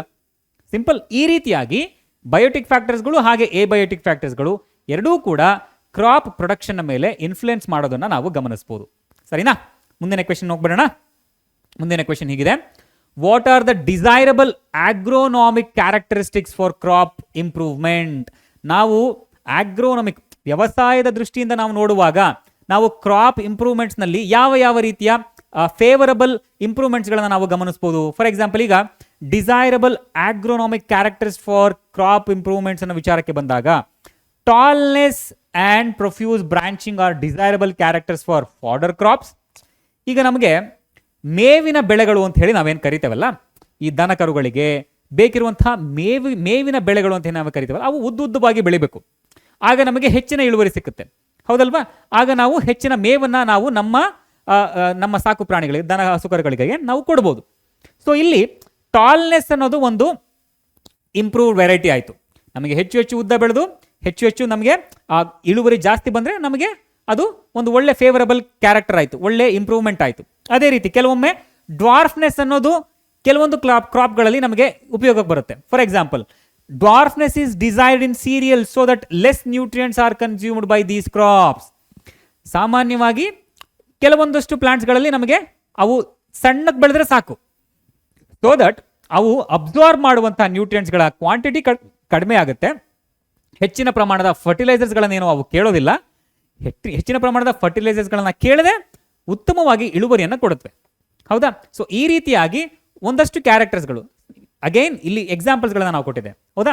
ಸೊ ಈ ಕ್ಯಾರೆಕ್ಟರ್ಸ್ಗಳು ಆಗ್ರೋನಾಮಿಕಲಿ ಕ್ರಾಪ್ ಇಂಪ್ರೂವ್ಮೆಂಟ್ಸ್ ಬಂದಾಗ ಆಗ್ರೋನಾಮಿಕಲಿ ನಾವು ಯಾವ ವೆರೈಟೀಸ್ಗಳು ಅಥವಾ ಯಾವ ಫೀಚರ್ಸ್ಗಳನ್ನು ನಾವು ಇಂಪ್ರೂವ್ಮೆಂಟ್ಸ್ ಅಂತ ಹೇಳಿ ಗುರುತಿಸ್ಬೋದು ಅಂತ ಹೇಳಿದ್ರೆ ಈ ರೀತಿಯಾದ ಕ್ಯಾರೆಕ್ಟರ್ಸ್ಗಳನ್ನು. ಸರಿನಾ? ಮುಂದಿನ ಕ್ವೆಶನ್ ಹೋಗ್ಬರೋಣ. ಮುಂದಿನ ಕ್ವೆಶನ್ ಹೀಗಿದೆ: what are macronutrients and why are they called macronutrients? Very simple. ಈ ಚಾಪ್ಟರ್ ನಿಮಗೆ ತುಂಬಾ ಸಿಂಪಲ್ ಅನ್ಸುತ್ತೆ, ನನಗೆ ಗೊತ್ತಿದೆ. ಮ್ಯಾಕ್ರೋ ಹೆಚ್ಚಿನ ಪ್ರಮಾಣದಲ್ಲಿ ಬೇಕಿರುವಂಥದ್ದು, ಹೌದಾ? Macronutrients are the essential elements which are utilised by the plants in large quantity. ಹೆಚ್ಚಿನ ಪ್ರಮಾಣದಲ್ಲಿ ಸಸ್ಯಗಳಿಗೆ ಅಗತ್ಯವಿರುವಂತಹ ನ್ಯೂಟ್ರಿಯೆಂಟ್ಸ್ಗಳನ್ನು ನಾವು ಏನಂತ ಹೇಳಿ ಕರಿತೇವೆ? ಮ್ಯಾಕ್ರೋನ್ಯೂಟ್ರಿಯೆಂಟ್ಸ್ಗಳು ಅಂತ ಹೇಳಿ ಕರಿತೇವೆ. Many macronutrients are required by the plants for the following functions. Say for example, ಯಾಕೆ ನಮಗೆ ಮ್ಯಾಕ್ರೋನ್ಯೂಟ್ರಿಯೆಂಟ್ಸ್ಗಳು ಬೇಕು? ನೋಡಿ, ಮ್ಯಾಕ್ರೋನ್ಯೂಟ್ರಿಯೆಂಟ್ಸ್ಗಳು ಎಲ್ಲ ಭಾಗದಲ್ಲಿ ಸಸ್ಯಗಳ ಎಲ್ಲ ಬೆಳವಣಿಗೆ, ಗ್ರೋತ್ ಅಂಡ್ ಡೆವಲಪ್ಮೆಂಟ್ ಎಲ್ಲೆಲ್ಲಿಯೂ ನಮಗೆ ಕಾಣಿಸುತ್ತವೆ. ಇವುಗಳನ್ನು ನಾವು ಯಾಕೆ ಮ್ಯಾಕ್ರೋನ್ಯೂಟ್ರಿಯೆಂಟ್ಸ್ ಅಂತ ಹೇಳಿ ಕರಿತೇವೆ? Why because they are needed in large quantity. That is why they are called as macronutrients. So ಈ ಮ್ಯಾಕ್ರೋನ್ಯೂಟ್ರಿಯೆಂಟ್ಸ್ಗಳು ಸಸ್ಯಗಳ ಎಲ್ಲ ಭಾಗಗಳಲ್ಲಿ ನಮಗೆ ಕಂಡು ಬರ್ತವೆ. ಉದಾಹರಣೆಗೆ ನೋಡಿ, ಸಸ್ಯಗಳಲ್ಲಿನ ಈಗ ಪ್ರೋಟೀನ್ಸ್ಗಳಾಗಿರ್ಬೋದು, ಸೆಲ್ ವಾಲ್ ಆಗಿರ್ಬೋದು, ಹಾಗೆ ಸಸ್ಯಗಳಲ್ಲಿ ಕಂಡು ಬರುವಂತಹ ಸೆಲ್ ಆರ್ಗನಲ್ಸ್ಗಳಾಗಿರ್ಬೋದು, ಎಲ್ಲ ಕಡೆಗಳಲ್ಲೂ ಕೂಡ ನಾವು ಈ ಮ್ಯಾಕ್ರೋನ್ಯೂಟ್ರಿಯೆಂಟ್ಸ್ಗಳನ್ನು ಗಮನಿಸಬಹುದು. ಸೊ ಎಲ್ಲವುಗಳ ಅಗೈನ್ ಪ್ರೋಟೋಪ್ಲಾಸಮ್, ಈಗ ಸಸ್ಯಗಳ ಸೆಲ್ಗಳೇನಿದೆ ಆ ಪ್ರೋಟೋಪ್ಲಾಸಮ್ ನೋಡಿದ್ರು ಕೂಡ ನಿಮಗೆ ಆ ಮ್ಯಾಕ್ರೋನ್ಯೂಟ್ರಿಯೆಂಟ್ಸ್ಗಳು ಅಲ್ಲಿ ಕಂಡು ಬರುತ್ತವೆ, ಹೌದಾ? ಸೊ ಪ್ರತಿಯೊಂದು ಸಸ್ಯಗಳ ಬೆಳವಣಿಗೆ, ಹಾಗೆ ಸಸ್ಯಗಳಲ್ಲಿ ಕಂಡು ಬರುವಂತಹ ಸೆಲ್ ಆರ್ಗನಲ್ಸ್ಗಳು, ಓಕೆನಾ? ಸೊ ಅವುಗಳಲ್ಲಿ ನಡೆಯುವಂಥ ಒಂದಷ್ಟು ಫಿಸಿಯಾಲಜಿಕಲ್ ಫಂಕ್ಷನ್ಸ್ಗಳು, ಈ ರೀತಿಯಾದ ಸಸ್ಯಗಳ ಬೇಸಿಕ್ ಮೆಟಬಾಲಿಕ್ ಆಕ್ಟಿವಿಟೀಸ್ಗಳೆಲ್ಲವುಗಳಿಗೂ ಕೂಡ ಈ ನ್ಯೂಟ್ರಿಯೆಂಟ್ಸ್ಗಳ ಅವಶ್ಯಕತೆ ಇದೆ, ಹೌದಾ? Most of the nutrients R required, ಓಕೆನಾ? ಸೊ ಆ ಕಾರಣಕ್ಕಾಗಿ ಇವು ಹೆಚ್ಚಿನ ಪ್ರಮಾಣದಲ್ಲಿ ರಿಕ್ವೈರ್ ಆಗಿರೋದ್ರಿಂದ ಇವುಗಳನ್ನು ನಾವು ಮ್ಯಾಕ್ರೋನ್ಯೂಟ್ರಿಯೆಂಟ್ಸ್ ಅಂತ ಹೇಳಿ ಕರಿತೇವೆ. How do plants get nutrients? ಸಾಮಾನ್ಯವಾಗಿ ಸಸ್ಯಗಳು ಹೇಗೆ ನ್ಯೂಟ್ರಿಯೆಂಟ್ಸ್ಗಳನ್ನು ಪಡ್ಕೊಳ್ಳುತ್ತವೆ? ನೋಡಿ, ಎಲ್ಲಿಂದ ಪಡ್ಕೊಳ್ಳುತ್ತವಪ್ಪ? ಏರಿಂದ ಪಡ್ಕೊಳ್ಳುತ್ತೆ, ವಾಟರಿಂದ ಪಡ್ಕೊಳ್ಳುತ್ತವೆ, ಸಾಯಿಲಿಂದ ಪಡ್ಕೊಳ್ಳುತ್ತೆ. Isn't it? ಬೇರುಗಳಿಂದ ಅಲ್ಲಿರುವಂತಹ ನ್ಯೂಟ್ರಿಯೆಂಟ್ಸ್ಗಳು, ಅಗೇನ್ ಎನ್ವಿರಾನ್ಮೆಂಟ್ನಿಂದ ಕಾರ್ಬನ್ ಡೈಆಕ್ಸೈಡ್ ಅಥವಾ ಆಕ್ಸಿಜನ್ ಎಕ್ಸ್ಚೇಂಜ್ ಏನಿದೆಯಲ್ಲ, ಗ್ಯಾಸಸ್ ಎಕ್ಸ್ಚೇಂಜ್ ಏನಿದೆಯಲ್ಲ, ಇದು ನಮ್ಮ ಎನ್ವಿರಾನ್ಮೆಂಟ್ನ ಮೂಲಕ ಡೈರೆಕ್ಟ್ ಆಗಿ ಆಗ್ತಾ ಇದೆ, ಡಿಫ್ಯೂಷನ್ ಪ್ರಕ್ರಿಯೆ ಮೂಲಕ, ಹೌದಾ? ಹಾಗೆ ವಾಟರ್, ನೀರನ್ನು ಅಗೈನ್ ಸಾಯಿಲ್ನಲ್ಲಿ ಇರುವಂತಹ ರೂಟ್ಸ್ಗಳ ಮೂಲಕ ಆ ಸಾಯಿಲ್ನಲ್ಲಿ ಇರುವಂತಹ ಮಿನರಲ್ಸ್ಗಳು, ನ್ಯೂಟ್ರಿಯೆಂಟ್ಸ್ಗಳು, ಹಾಗೆ ವಾಟರ್ನ ಮೂಲಕ ಮಿನರಲ್ಸ್ಗಳನ್ನ ಸಸ್ಯಗಳು ಅಬ್ಸರ್ವ್ ಮಾಡ್ಕೊಳ್ಳುತ್ತವೆ, ಹೌದಾ? There are 16 nutrients essential for growth of the plants, ಓಕೆನಾ? Carbon and oxygen are supplied by water. See again, carbon ಹಾಗೆ ಆಕ್ಸಿಜನ್ ಹೇಗೆ ವಾಟರ್ ಮೂಲಕ ಸಪ್ಲೈ ಆಗ್ತಿದೆ ಅಂತ ಹೇಳಿದ್ರೆ, ಅಗೈನ್ ನೀರಿನಲ್ಲಿಯೂ ಕೂಡ ಆಕ್ಸಿಜನ್ ಮಾಲಿಕ್ಯೂಲ್ಸ್ಗಳಿದೆ. ಹಾಗೆ ನೀರಿನ ಮೂಲಕ ಆ ಭೂಮಿಯಲ್ಲಿರುವಂತಹ ಎಲಿಮೆಂಟ್ಸ್ಗಳು ಕೂಡ, ಮಿನರಲ್ಸ್ಗಳು ಕೂಡ ಸಸ್ಯಗಳಿಗೆ ಸಪ್ಲೈ ಆಗ್ತಾ ಇದೆ. ಹಾಗೆ ಎನ್ವಿರಾನ್ಮೆಂಟ್ನ ಮೂಲಕ, ಗಾಳಿಯ ಮೂಲಕ ಕೂಡ ಒಂದಷ್ಟು ಗ್ಯಾಸಸ್ ಎಕ್ಸ್ಚೇಂಜ್ ಆಗ್ತಾ ಇದೆ, ಹೌದಾ? ಹಾಗೆ ಇನ್ನುಳಿದಂತೆ ಸಾಯಿಲ್ನಲ್ಲಿ ಇರುವಂತಹ ನ್ಯೂಟ್ರಿಯೆಂಟ್ಸ್ಗಳು ಕೂಡ ಅಗೈನ್ ಅಬ್ಸಾರ್ಬ್ ಆಗಿ ರೂಟ್ಸ್ಗಳ ಮೂಲಕ, ಅಬ್ಸಾರ್ಪ್ಷನ್ನ ಮೂಲಕ ರೂಟ್ಸ್ಗಳು ಅವುಗಳನ್ನು ಅಬ್ಸಾರ್ಬ್ ಮಾಡ್ಕೊಳ್ತಾ ಇದೆ. ಓಕೆನಾ? ಅರ್ಥ ಆಗ್ತಿದ್ಯಾ? ಸೊ ನೀರು, ಗಾಳಿ ಹಾಗೂ ಮಣ್ಣು, ಸೊ ಈ ಮೂರೂ ವಿಧಗಳಲ್ಲಿ ಪ್ಲಾಂಟ್ಸ್ಗಳು ನ್ಯೂಟ್ರಿಯೆಂಟ್ಸ್ಗಳನ್ನು ಪಡ್ಕೊಳ್ಳುತ್ತವೆ. ಸಿಂಪಲ್. ಮುಂದಿನ ಕ್ವೆಶ್ಚನ್ ಹೋಗ್ಬರೋಣ. Compare the use of manure and fertilisers in maintaining soil fertility. ನೋಡಿ, ನಾವು ಮ್ಯಾನ್ಯೂರನ್ನು ಹಾಗೆ ಫರ್ಟಿಲೈಸರ್ಸ್ಗಳನ್ನು ಸಾಯಿಲ್ ಫರ್ಟಿಲಿಟಿಯನ್ನು ಉಳಿಸ್ಕೊಳ್ಳೋದ್ರಲ್ಲಿ ಯಾವ ರೀತಿ ನಾವು ಬಳಸ್ಕೊಳ್ಬಹುದು? ನೋಡಿ, ಮ್ಯಾನ್ಯೂರ್ ಅಂತ ಹೇಳಿದ ತಕ್ಷಣ ನಮಗೆ ಗೊತ್ತು, manures are usually from organic material ಅಲ್ವಾ? ನಾವು ಆರ್ಗ್ಯಾನಿಕ್ ಮೆಟೀರಿಯಲ್ಗಳನ್ನು ಬಳಸ್ಕೊಂಡು ನಾವು ಗೊಬ್ಬರವನ್ನು ತಯಾರಿಸ್ತೇವೆ. ಫರ್ಟಿಲೈಸರ್ಸ್ ಅಂತ ವಿಷಯಕ್ಕೆ ಬಂದಾಗ ಸಾಮಾನ್ಯವಾಗಿ ನಾವು ರಾಸಾಯನಿಕ ಗೊಬ್ಬರಗಳನ್ನು ಬಳಸ್ತೇವೆ, ಹೌದಲ್ವಾ? The manures enrich the soil with the nutrients. ಸಾಮಾನ್ಯವಾಗಿ ಗೊಬ್ಬರ ನಮ್ಮ ರಾಸಾಯನಿಕ ಮುಕ್ತ ಅಂತ ಹೇಳಿದ್ರೆ ಆರ್ಗ್ಯಾನಿಕ್ ಗೊಬ್ಬರ ಏನಿದೆಯಲ್ಲ, ಅದು ನಮ್ಮ ಸಾಯಿಲ್ನ ನ್ಯೂಟ್ರಿಯೆಂಟ್ಸ್ಗಳನ್ನು ಹೆಚ್ಚು ಮಾಡುತ್ತೆ, ಹೌದಾ? ಹಾಗೆ they provide a lot of organic matter ಅಂತ ಹೇಳಿದ್ರೆ ಹ್ಯೂಮಸ್, ಹೌದಾ? ಈ ಹ್ಯೂಮಸ್ ಅನ್ನ ಸಾಯಿಲ್ಗೆ ತಂದು ಕೊಡೋದ್ರಿಂದ ಆ ಸಾಯಿಲ್ಗೆ ರೀಚ್ ಆಗೋದ್ರಿಂದ it again restores the water holding capacity of the soil. So ಆ ಹ್ಯೂಮಸ್ ಹೆಚ್ಚಾದಂತೆ ಆ ನೀರಿನ ಹಿಡಿದಿಟ್ಕೊಳ್ಳುವಂತಹ ಒಂದು ಶಕ್ತಿ ಏನಿದೆ ಆ ಸಾಯಿಲ್ದು, ಅದು ಹೆಚ್ಚಾಗ್ತಾ ಹೋಗುತ್ತೆ. ಓಕೆ. ಹಾಗೆ the addition of manure reduces soil erosion. ಸಾಮಾನ್ಯವಾಗಿ ಯಾವುದಾದ್ರೂ ಒಂದು ಕಾರಣದಿಂದ ಸಾಯಿಲ್ ಎರೋಷನ್ ಆಗ್ತಾ ಇದ್ರೆ ಈ ಆರ್ಗ್ಯಾನಿಕ್ ಗೊಬ್ಬರವನ್ನ, ನಮ್ಮ ರಾಸಾಯನಿಕ ಮುಕ್ತ ಗೊಬ್ಬರವನ್ನ, ನನಗೆ ಅದು ರಾಸಾಯನಿಕ ಅನ್ನೋ ಪದನೇ ಬರ್ತಾ ಇದೆ, ಆ ರಾಸಾಯನಿಕ ಮುಕ್ತ ಗೊಬ್ಬರ ಏನಿದೆಯಲ್ಲ, ಮ್ಯಾನ್ಯೂರ್ ಏನಿದೆಯಲ್ಲ, ಆರ್ಗ್ಯಾನಿಕಲಿ ಫಾರ್ಮ್ಡ್, ಅದು ನಮ್ಮ ಸಾಯಿಲ್ ಎರೋಷನ್ನ ಪ್ರಿವೆಂಟ್ ಮಾಡಲಿಕ್ಕೆ ಸಹಾಯ ಮಾಡುತ್ತೆ, ಹೌದಾ? ಅದೇ ನಾವು ಫರ್ಟಿಲೈಸರ್ಸ್ಗಳ ವಿಷಯಕ್ಕೆ ಬಂದಾಗ, the continuous use of fertilisers the soil becomes powdery and dry and rate of the soil erosion increases. ಹೌದಾ? ಹೆಚ್ಚಿನ ಪ್ರಮಾಣದಲ್ಲಿ ನಾವು ಫರ್ಟಿಲೈಸರ್ಸ್ಗಳನ್ನು ಬಳಸ್ತಾ ಹೋದಂತೆ ಏನಾಗುತ್ತೆ, ಸಾಯಿಲ್ನ ಗುಣಮಟ್ಟ, ಆ ಮಣ್ಣಿನ ಗುಣಮಟ್ಟ ಅನ್ನೋದು ಕಡಿಮೆ ಆಗ್ತಾ ಹೋಗುತ್ತೆ, ಹೌದಾ? ಹಾಗೆ ಅದರಿಂದ ದುಷ್ಪರಿಣಾಮಗಳು ಉಂಟಾಗುತ್ತೆ, ಸಾಯಿಲ್ ಎರೋಷನ್ ಕೂಡ ಉಂಟಾಗಬಹುದು. Using fertilizers, the organic matter decreases, which further decreases the porosity of the soil and plant roots do not get oxygen properly. ಸಾಮಾನ್ಯವಾಗಿ ಏನಾಗುತ್ತೆ, ಹೆಚ್ಚಿನ ಪ್ರಮಾಣದಲ್ಲಿ ನಾವು ಫರ್ಟಿಲೈಸರ್ಸ್ಗಳನ್ನು ಬಳಸ್ತಾ ಹೋಗೋದ್ರಿಂದ ಏನಾಗುತ್ತೆ, ಆ ಆರ್ಗ್ಯಾನಿಕ್ ಮ್ಯಾಟರ್ನ ಕ್ವಾಂಟಿಟಿ ಅನ್ನೋದು ಕೂಡ ಆ ಸಾಯಿಲ್ನಲ್ಲಿ ಕಡಿಮೆ ಆಗ್ತಾ ಆ ನೀರನ್ನು ಹಿಡಿದಿಟ್ಕೊಳ್ಳುವಂಥ ಶಕ್ತಿ ಏನಿದೆ ಅದು ಕೂಡ ಕಡಿಮೆ ಆಗುತ್ತೆ. ಹಾಗೆ ಸಸ್ಯಗಳಿಗೆ ಬೇಕಿರುವಂಥ ಅಪ್ರಾಪ್ರಿಯೇಟ್ ನ್ಯೂಟ್ರಿಯೆಂಟ್ಸ್ಗಳು ಅಲ್ಲಿ ಸಿಗೋದಿಲ್ಲ. ಹೌದಾ? ಸೊ ಈ ಕಾರಣಕ್ಕಾಗಿ ಫರ್ಟಿಲೈಸರ್ಸ್ಗಳು over a period of time ಸಾಕಷ್ಟು ದುಷ್ಪರಿಣಾಮಗಳನ್ನು ಉಂಟು ಮಾಡುತ್ತವೆ. The nature of the soil changes to acidic or basic. Again it depends on whichever ನಾವು ಯಾವ ರೀತಿಯ ಫರ್ಟಿಲೈಸರ್ಸ್ಗಳನ್ನು ಬಳಸ್ತಾ ಇದ್ದೀವಿ ಅನ್ನೋದ್ರ ಮೇಲೆ ನಿರ್ಧರಿತವಾಗಿರುತ್ತೆ. ಐದರ್ ದ ಸಾಯಿಲ್ pH ಏನಿದೆಯಲ್ಲ, ಆ pH ಅನ್ನೋದು ಅಸಿಡಿಕ್ ಆಗ್ಬೋದು ಅಥವಾ ಬೇಸಿಕ್ ಆಗ್ಬೋದು. ಈ ರೀತಿಯ ಎರಡಾದರೂ ಕೂಡ ನಮಗಲ್ಲಿ ಅಗೇನ್ ದುಷ್ಪರಿಣಾಮಗಳು ಉಂಟಾಗುತ್ತೆ. ಸೊ ಸಾಯಿಲ್ pH ಅನ್ನೋದು ಅಪ್ರಾಪ್ರಿಯೇಟ್ ಆಗಿ ಇರಬೇಕು. ಹೌದಾ? ಹತ್ತಿರಕ್ಕೆ ನ್ಯೂಟ್ರಲ್ ಆಗಿರಬೇಕು. ಐ ಮೀನ್ ನ್ಯೂಟ್ರಲ್ಗೆ ಹತ್ತಿರವಾಗಿರಬೇಕು. ಓಕೆನಾ? ಸೊ ಆಗ ಏನಾಗುತ್ತೆ, ಹೆಚ್ಚಿನ ಪ್ರಮಾಣದಲ್ಲಿ ನಮಗೆ ಇಳುವರಿ ಅನ್ನೋದು ಜಾಸ್ತಿ ಆಗ್ತಾ ಹೋಗುತ್ತೆ. ಹೌದಲ್ವಾ? ಮುಂದಿನ ಕ್ವೆಶನ್ ಹೋಗ್ಬಿಡೋಣ. ಮುಂದಿನ ಕ್ವೆಶನ್ ಹೀಗಿದೆ, which of the following conditions will give the most benefits and why ಅಂತ ಕೇಳ್ತಾ ಇದ್ದಾರೆ. ಈ ಕೆಳಗೆ ಕೊಟ್ಟಿರುವಂತಹದ್ರಲ್ಲಿ ಯಾವ ಕಂಡೀಷನ್ ನಲ್ಲಿ ನಮಗೆ ಹೆಚ್ಚಿನ ಪ್ರಮಾಣದ ಬೆನಿಫಿಟ್ ಸಿಗುತ್ತೆ? When farmers use high quality seeds and do not adopt irrigation or do not use fertilisers. ಈ ಕಂಡೀಷನ್ ಅಲ್ಲ, ಅಥವಾ farmers use ordinary seeds and adopt irrigation and use fertilisers. ಈ ಕಂಡೀಷನ್ ಅಲ್ಲ, ಅಥವಾ farmers use quality seeds, adopt irrigation, use fertilisers and use crop protection measures. ಈ condition ನಲ್ಲಿ ನಮಗೆ ಹೆಚ್ಚಿನ ಉಪಯೋಗ ಆಗುತ್ತಾ? ಖಂಡಿತ ಹೌದು. ನೋಡಿ, ಕೇವಲ ಕ್ವಾಲಿಟಿ ಸೀಡ್ಸ್ಗಳನ್ನ ನೀವು ತೆಗೆದುಕೊಂಡ್ಬಿಟ್ಟು ಇರಿಗೇಷನ್ ಅಥವಾ ನೀರನ್ನು ನೀವು ಅಪ್ರಾಪ್ರಿಯೇಟ್ ಅಮೌಂಟ್ನಲ್ಲಿ ಕೊಡಲಿಲ್ಲ ಅಂತ ಹೇಳಿದ್ರೆ ಅಗೇನ್ ಇಳುವರಿ ಕಡಿಮೆ ಆಗುತ್ತೆ. ಹಾಗೆ ನೀವು ಆರ್ಡಿನರಿ ಸೀಡ್ಸ್ಗಳನ್ನ ತಗೊಂಡ್ಬಿಟ್ಟು ನೀರು, ಫರ್ಟಿಲೈಸರ್ಸ್ಗಳು ಎಲ್ಲವನ್ನೂ ಕೊಟ್ಟರೆ ಬೆಳೆ ಎಲ್ಲಿ ಬರುತ್ತೆ? ಅದೇ ಉತ್ತಮ ಕ್ವಾಲಿಟಿ ಸೀಡ್ಸ್ಗಳನ್ನು ತೆಗೆದುಕೊಂಡು ಉತ್ತಮವಾದ ಇರಿಗೇಷನ್ ಮೆಥಡನ್ನು ಅಡಾಪ್ಟ್ ಮಾಡಿಕೊಂಡು ಹಾಗೆ ಉತ್ತಮವಾದ ಫರ್ಟಿಲೈಸರ್ಸ್ಗಳನ್ನು, ಈಗ ಫರ್ಟಿಲೈಸರ್ಸ್ ಅಂತ ಹೇಳಿದ ತಕ್ಷಣ ಎಲ್ಲವೂ ರಾಸಾಯನಿಕವಾಗಿದ್ದೇ ಆಗಿರಬೇಕು ಅಂತ ಏನಲ್ಲ, ಆರ್ಗ್ಯಾನಿಕ್ ಆಗಿದ್ರೂ ನಡೆಯುತ್ತೆ. ಆದರೂ ಕೂಡ ಉತ್ತಮವಾದ ಫರ್ಟಿಲೈಸರ್ಸ್ಗಳನ್ನು ನಾವು ಬಳಸ್ಕೊಂಡು ಹಾಗೆ ಕ್ರಾಪನ್ನು ಪ್ರೊಟೆಕ್ಟ್ ಮಾಡಲಿಕ್ಕೆ ನಾವು ಯಾವೆಲ್ಲ ಮೆಜರ್ಮೆಂಟ್ಸ್ಗಳನ್ನು ತೆಗೆದುಕೊಳ್ಬೇಕು ಆ ಮೆಜರ್ಮೆಂಟ್ಸ್ಗಳನ್ನು ನಾವು ಬಳಸ್ತಾ ಒಂದು ಕ್ರಾಪನ್ನು ಬೆಳೆದರೆ ನಮಗೆ ಹೆಚ್ಚಿನ ಪ್ರಮಾಣದ ಬೆನಿಫಿಟ್ಸ್ ಅನ್ನೋದು ಸಿಗುತ್ತೆ. ಹೌದಲ್ವಾ? ಸೊ ಈ ಕಾರಣಕ್ಕಾಗಿ ಆಪ್ಷನ್ ಸಿ ಸರಿಯಾಗುತ್ತೆ. ಹೌದಾ? So use of quality seed is not sufficient ಅಂತ ನಮಗೆ ಗೊತ್ತಿದೆ until they are properly irrigated, enriched with nutrients or fertilizers and protected from biotic factors or abiotic factors. Hence option C will give the most benefits. Excuse me. ಸರಿನಾ? So ಇಲ್ಲಿ option C ಅನ್ನೋದು ಹೆಚ್ಚಿನ benefits ಅನ್ನ ಕೊಡ್ತಾ ಇದೆ ಅಂತ ನಾವು ಈಸಿಯಾಗಿ ಅರ್ಥ ಮಾಡ್ಕೊಳ್ಬಹುದು. ಸರಿನಾ? ಮುಂದಿನ ಕ್ವೆಶನ್ ಹೋಗ್ಬಿಡೋಣ. ಮುಂದಿನ ಕ್ವೆಶನ್ ಹೀಗಿದೆ, why should preventive measures and biological control methods be preferred for protecting crops? ಯಾಕೆ ನಾವು ಪ್ರಿವೆಂಟಿವ್ ಮೆಷರ್ಸ್ಗಳನ್ನು ಹಾಗೆ ಬಯೋಲಾಜಿಕಲ್ ಕಂಟ್ರೋಲ್ ಮೆಥಡ್ಸ್ಗಳನ್ನು ನಾವು ಒಂದು ಕ್ರಾಪ್ ಅನ್ನು ಪ್ರೊಟೆಕ್ಟ್ ಮಾಡುವಾಗ ಬಳಸ್ಕೊಳ್ತೇವೆ? ನೋಡಿ, diseases in plants are caused by pathogens ಅಲ್ವಾ? ಸೊ ಈಗ ಪ್ಯಾಥೋಜನ್ಸ್ ಅಂತ ಹೇಳಿದ್ರೆ disease causing agents. To get rid of the pathogens, some preventive measures and biological control methods are used as they are simple, economic and minimise pollution without affecting soil quality. ಈಗ ನಾವು again ಯಾವುದೋ ಒಂದು crop ಇದೆ, ಆ ಕ್ರಾಪನ್ನು ನಾವು ಬೆಳೀತಾ ಇದ್ದೀವಿ, ಹೆಚ್ಚಿನ ಪ್ರಮಾಣದಲ್ಲಿ ಪ್ಯಾಥೋಜನ್ಸ್ಗಳು ಬರ್ತಾ ಇದೆ. ನಮ್ಮದೇ ಆದ ಬಯೋಲಾಜಿಕಲ್ ಮೆಥಡ್ಸ್ಗಳನ್ನು ನಾವು, ಉದಾಹರಣೆಗೆ ನೋಡಿ, ಸಾಮಾನ್ಯವಾಗಿ ಈಗ ಬೇವಿನ ರಸದ ಸಿಂಪಡಣೆ ಆಗಿರಬಹುದು ಅಥವಾ ಉತ್ತಮವಾದ ಆರ್ಗ್ಯಾನಿಕ್ ಗೊಬ್ಬರವನ್ನು ಬಳಸೋದಾಗಿರಬಹುದು. ಹೌದಾ? ಈ ರೀತಿಯಾದ ಬಯೋಲಾಜಿಕಲ್ ಮೆಥಡ್ಸ್ಗಳಿಂದ ನಾವು ಆ ಪೆಸ್ಟ್ಗಳನ್ನು ಅಥವಾ ಪ್ಯಾಥೋಜನ್ಸ್ಗಳನ್ನು ನಾವು ಪ್ರಿವೆಂಟ್ ಮಾಡಿದ್ವಿ ಅಂತ ಹೇಳಿದ್ರೆ ಎಕನಾಮಿಕಲಿ ಕೂಡ ರೈತರಿಗೆ ಅಂತ ತೊಂದರೆ ಏನಾಗೋದಿಲ್ಲ, ಹಾಗೂ ಇಳುವರಿಯೂ ಕೂಡ ಅಪ್ರಾಪ್ರಿಯೇಟ್ ಅಮೌಂಟ್ನಲ್ಲಿ ನಮಗೆ ಸಿಗುತ್ತೆ. ಸರಿನಾ? ಈ ಕಾರಣಕ್ಕಾಗಿಯೇ ನಾವು ಬಯೋಲಾಜಿಕಲ್ ಪ್ರಿವೆಂಟಿವ್ ಮೆಥಡ್ಸ್ಗಳನ್ನು ನಾವು ಬಳಸ್ತೇವೆ. ಹೌದಾ? ಹಾಗೆ what factors may be responsible for losses of grains during storage, ಇದನ್ನು ನಾವು ಆಲ್ರೆಡಿ ಡಿಸ್ಕಸ್ ಮಾಡಿದ್ವಿ ಅಲ್ವಾ? ಸೊ ಈಗ ಸಾಮಾನ್ಯವಾಗಿ ನಮಗೆ ಗೊತ್ತು, ಬೀಜಗಳು ಬೆಳೆದ ನಂತರ ಅವುಗಳನ್ನು ಸ್ಟೋರ್ ಮಾಡುವಾಗ ನಮಗೆ ಎಬಯೋಟಿಕ್ ಫ್ಯಾಕ್ಟರ್ಸ್ಗಳಿಂದನೂ ಕೂಡ ಸ್ಟ್ರೆಸ್ ಬರ್ಬೋದು, ಬಯೋಟಿಕ್ ಫ್ಯಾಕ್ಟರ್ಸ್ಗಳಿಂದನೂ ಕೂಡ ಸ್ಟ್ರೆಸ್ ಬರ್ಬೋದು.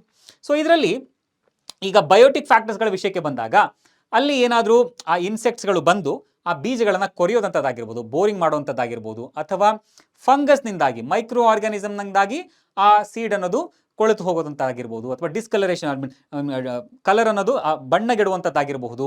ಈ ರೀತಿಯಾದ ತೊಂದರೆಗಳು ಉಂಟಾಗೋದನ್ನು ನಾವಲ್ಲಿ ಗಮನಿಸ್ಬೋದು. ಹೌದಾ. ಅದೇ ರೀತಿ ಟೆಂಪ್ರೇಚರ್ನಿಂದಾಗಿನೋ ಅಥವಾ ಹ್ಯೂಮಿಡಿಟಿಯಿಂದಾಗಿನೋ ಅಗೈನ್ ಆ ಕ್ವಾಲಿಟಿ ಆಫ್ ದ ಸೀಡ್ ಅಥವಾ ಕ್ವಾಲಿಟಿ ಆಫ್ ದ ಗ್ರೇನ್ ಅನ್ನೋದು ಕಡಿಮೆ ಆಗುವಂಥದ್ದಾಗಿರ್ಬೋದು. ಹೌದಾ. ವೆಯ್ಟ್ ಲಾಸ್ ಆಗುವಂಥದ್ದಾಗಿರ್ಬೋದು. ಈ ರೀತಿಯಾದ ಫ್ಯಾಕ್ಟರ್, ಈ ರೀತಿಯಾದ ದುಷ್ಪರಿಣಾಮಗಳು ಬೀಜಗಳ ಮೇಲೆ ಅಂತ ಹೇಳಿದ್ರೆ ಗ್ರೇನ್ಸ್ಗಳ ಮೇಲೆ ಉಂಟಾಗೋದನ್ನು ನಾವು ಗಮನಿಸಿದ್ದೇವಲ್ವಾ. ಈಗ ಬಯೋಟಿಕ್ ಫ್ಯಾಕ್ಟರ್ಸ್ನ ವಿಷಯಕ್ಕೆ ಬಂದಾಗ ನಾವು ಬಯೋಟಿಕ್ ಫ್ಯಾಕ್ಟರ್ಸ್ಗಳಾಗಿ ಇನ್ಸೆಕ್ಟ್ಸ್ಗಳನ್ನ ಹೆಸರಿಸಬಹುದು, ಪಕ್ಷಿಗಳಾಗಿರ್ಬೋದು, ಮೈಟ್ಸ್ಗಳಾಗಿರ್ಬೋದು. ಬಯೋಟಿಕ್ ಅಂತ ಹೇಳಿದ್ರೆ ಜೀವ ಇರುವಂಥ ಎಲ್ಲ ವಸ್ತುಗಳಲ್ವಾ, ಎಲ್ಲ ಆರ್ಗ್ಯಾನಿಸಮ್ಸ್ಗಳಲ್ವಾ. ಬ್ಯಾಕ್ಟೀರಿಯಾ ಅಂಡ್ ಫಂಗೈನ ಕೂಡ ನಾವು ಇಲ್ಲಿ ಇನ್ಕ್ಲೂಡ್ ಮಾಡ್ಬೋದು. ಬಯೋಟಿಕ್ ಫ್ಯಾಕ್ಟರ್ಸ್ಗಳ ವಿಷಯಕ್ಕೆ ಬಂದಾಗ ಮಾಯಿಶ್ಚರ್ ಆಗಿರ್ಬೋದು, ಟೆಂಪ್ರೇಚರ್ ಆಗಿರ್ಬೋದು, ಹ್ಯೂಮಿಡಿಟಿ ಆಗಿರ್ಬೋದು. ಹೌದಾ. ಸೊ ಇವೆಲ್ಲವುಗಳನ್ನು ಕೂಡ ನಾವು ಬಯೋಟಿಕ್ ಫ್ಯಾಕ್ಟರ್ಸ್ಗಳಾಗಿ ಹೆಸರಿಸಬಹುದು. ಹೌದಾ. Very simple. 2 ಮಾರ್ಕ್ ಕ್ವೆಶನ್ಸ್ಗಳಿಗೆ ಏನಾದರೂ ಕೇಳಿದ್ರೆ ಆನ್ಸರ್ನ ನೀವು ಈಸಿಯಾಗಿ ಮಾಡ್ಬೋದು, 2 ಮಾರ್ಕ್ಸ್ ಈಸಿಯಾಗಿ ಪಡ್ಕೊಳ್ಬೋದು. Okay. Which method is commonly used for improving cattle breeds and why? Cattle ಬ್ರೀಡ್ಸ್ಗಳನ್ನು ಇಂಪ್ರೂವ್ ಮಾಡಲಿಕ್ಕೆ ನಾವು ಯಾವ ಮೆಥಡನ್ನು ಸಾಮಾನ್ಯವಾಗಿ ಬೆಳೆಸ್ತೇವೆ? ಏನು ಬೆಳೆಸ್ತೇವೆ? We call again indigenous varieties ಇರುವಂತಹ ಇಂಡಿಜಿನಸ್ ವೆರೈಟಿ ಇರುವಂತಹ ಬ್ರೀಡ್ಸ್ಗಳನ್ನು ನಾವು ಎಕ್ಸೋಟಿಕ್ ವೆರೈಟೀಸ್ ಆಫ್ ಬ್ರೀಡ್ಸ್ಗಳ ಜೊತೆ ಬ್ರೀಡ್ ಮಾಡಿ ಅಗೈನ್ ಇನ್ನೊಂದು ಕ್ರಾಸ್ ಬ್ರೀಡನ್ನು ನಾವು ಪ್ರೊಡ್ಯೂಸ್ ಮಾಡುವಂಥದ್ದಾಗಿರ್ಬೋದು. ಈಗ ಎಕ್ಸೋಟಿಕ್ ಬ್ರೀಡ್ಸ್ಗಳಲ್ಲಿ ಹೆಚ್ಚಿನ ಪ್ರಮಾಣದ ಹಾಲಿನ ಉತ್ಪಾದನೆಯ ಕೆಪಾಸಿಟಿ ಇದೆ. ಹಾಗೆ ಇಂಡಿಜಿನಸ್ ಬ್ರೀಡ್ಗಳಲ್ಲಿ ಹೆಚ್ಚಿನ ಪ್ರಮಾಣದ ರೋಗ ನಿರೋಧಕ ಶಕ್ತಿ ಇದೆ. ಹಾಗೆ ಯಾವುದೇ ರೀತಿಯ ಬಯೋಟಿಕ್ ಅಥವಾ ಬಯೋಟಿಕ್ ಫ್ಯಾಕ್ಟರ್ಸ್ಗಳಿಗೆ ತಡೆದುಕೊಳ್ಳುವಂಥ ಒಂದು ಟಾಲರೆನ್ಸ್ ಅನ್ನುವ ಒಂದು ಟಾಲರೆಂಟ್ ಕೆಪಾಸಿಟಿ ಇದೆ. ಸೊ ಆಗ ನಮಗೆ ಈಗ ಎರಡು ಎಕ್ಸೋಟಿಕ್ ಹಾಗೂ ಇಂಡಿಜಿನಸ್ ಎರಡನ್ನೂ ನಾವು ಕ್ರಾಸ್ ಮಾಡಿ ಒಂದು ಕ್ರಾಸ್ ಬ್ರೀಡನ್ನು ಪ್ರೊಡ್ಯೂಸ್ ಮಾಡಿದ್ರೆ ಆ ಪ್ರೊಡ್ಯೂಸ್ ಆದಂಥ ಒಂದು ಆಫ್ ಸ್ಪ್ರಿಂಗ್ನಲ್ಲಿ ಹೆಚ್ಚಿನ ಪ್ರಮಾಣದ ಹಾಲು ಉತ್ಪಾದನೆಯ ಕೆಪಾಸಿಟಿಯ ಜೊತೆಗೆ ರೋಗ ನಿರೋಧಕ ಶಕ್ತಿಯೂ ಕೂಡ ಇರುತ್ತೆ. ಸಿಂಪಲ್. ಸೊ ಹೀಗಾಗಿ ನಾವೇನು ಮಾಡ್ತೇವೆ, ಸಾಮಾನ್ಯವಾಗಿ ಕ್ರಾಸ್ ಬ್ರೀಡಿಂಗ್ ಮಾಡೋದ್ರ ಮೂಲಕ ನಾವು ಕ್ಯಾಟಲ್ ಬ್ರೀಡ್ಸ್ಗಳನ್ನು ಇಂಪ್ರೂವ್ ಮಾಡ್ತೇವೆ. ಹೌದಲ್ವಾ. So the offspring should be high yielding and should have early maturity and should be resistant to climatic conditions or ರೋಗ ನಿರೋಧಕ ಶಕ್ತಿ. ಪ್ಯಾಥೋಜನ್ಸ್ಗಳಿಂದ ಒಂದಷ್ಟು ಪ್ರಮಾಣದಲ್ಲಿ ಟಾಲರೆನ್ಸ್ ಅನ್ನುವ ಆ ಪ್ಯಾಥೋಜನ್ಸ್ಗಳಿಂದ ತಡೆದುಕೊಳ್ಳುವಂಥ ಒಂದು ಶಕ್ತಿಯನ್ನು, ಆ ರೋಗ ನಿರೋಧಕ ಶಕ್ತಿಯನ್ನು ನಾವು ಹೊಂದಿರಬೇಕು. ಹೌದಲ್ವಾ. ಸೊ ಹೀಗಾಗಿ ನಾವು ಕ್ರಾಸ್ ಬ್ರೀಡಿಂಗ್ ಮಾಡೋದ್ರ ಮೂಲಕ ಎರಡೂ ಕ್ಯಾರೆಕ್ಟರ್ಸ್ಗಳನ್ನು ನಾವು ಇನ್ಕ್ಲೂಡ್ ಮಾಡಿ ಒಂದು ವೆರೈಟಿಯನ್ನು ಪ್ರೊಡ್ಯೂಸ್ ಮಾಡ್ತಾ ಇದ್ದೀವಿ. ಸರಿನಾ? ಅರ್ಥ ಆಗ್ತಿದ್ಯಾ? ಮುಂದಿನ ಕ್ವೆಶ್ಚನ್ ಹೋಗ್ಬಿಡೋಣ.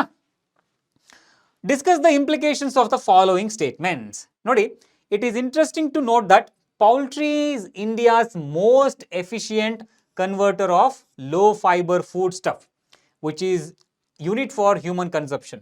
ಹೌದಾ? into highly nutritious animal protein food. ಅರ್ಥ ಆಯ್ತಾ ನಿಮಗೆ?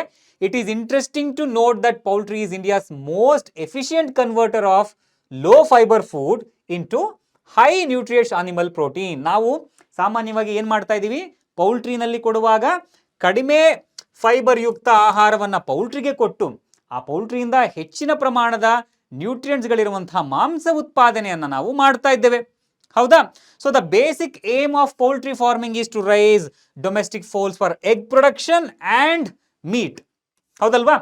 So the poultry birds are not only efficient converters of agricultural by products, particularly cheaper fibrous waste which is unfit for human consumption. ನಮಗೆ ಅವಶ್ಯಕತೆ ಇಲ್ಲದೆ ಇರುವಂತಹ lower quality cheap fibrous waste ಅನ್ನು ಅಥವಾ fibrous ಫುಡ್ಗಳನ್ನು ಈ ಪೌಲ್ಟ್ರಿ ಫಾರ್ಮ್ನಲ್ಲಿ ನಾವು ಬಳಸೋದ್ರಿಂದ ಅವುಗಳು ಅದನ್ನು ಯುಟಿಲೈಸ್ ಮಾಡ್ಕೊಳ್ಳುತ್ತವೆ.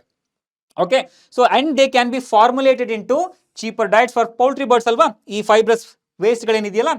ಆ್ಯಂಡ್ ಇವುಗಳನ್ನು ನಾವು ಅವುಗಳಿಗೆ ಕೊಟ್ಟು ತಿನ್ನಿಸೋದ್ರಿಂದ ಅವು ಆಬ್ವಿಯಸ್ಲಿ ತಮ್ಮ ದೈಹಿಕ ಬೆಳವಣಿಗೆಗಾಗಿ ಅವುಗಳನ್ನು ಬಳಸ್ಕೊಂಡು ಹೆಚ್ಚಿನ ಪ್ರಮಾಣದಲ್ಲಿ ಬೆಳೀತಾ ಹೋಗುತ್ತವಲ್ಲ.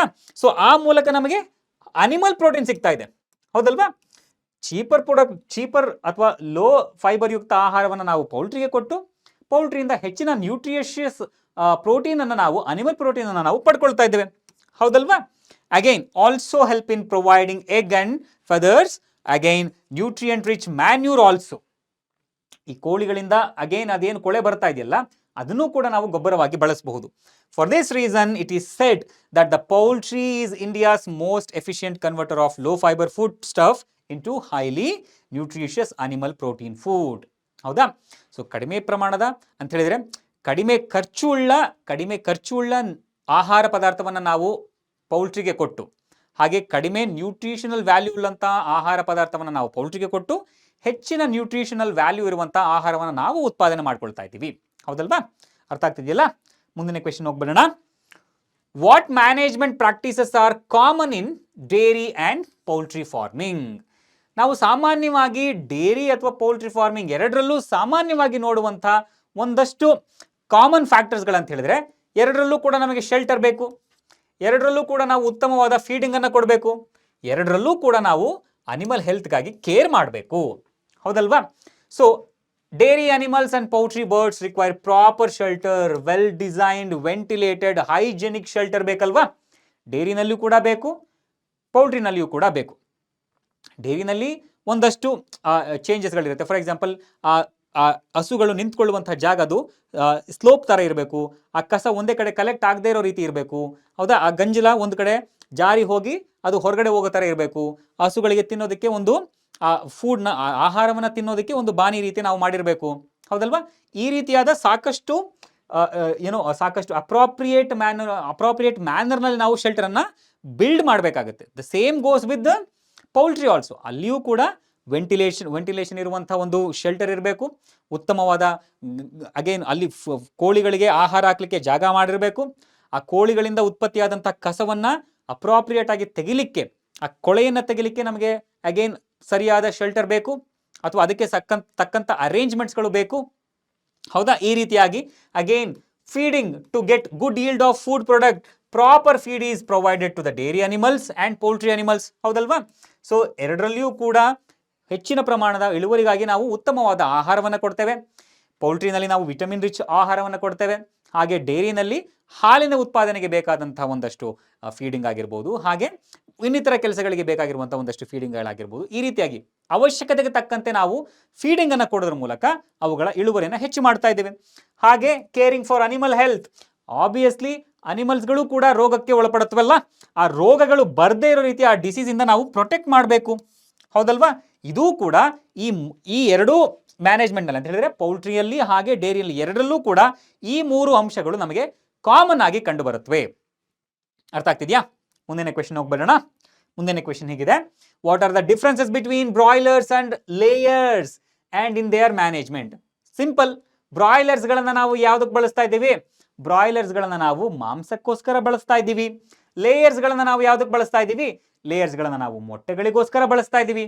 Simple. The poultry bird groomed for obtaining meat is called broiler. The egg laying poultry is called as layer. ಹೌದಲ್ವಾ?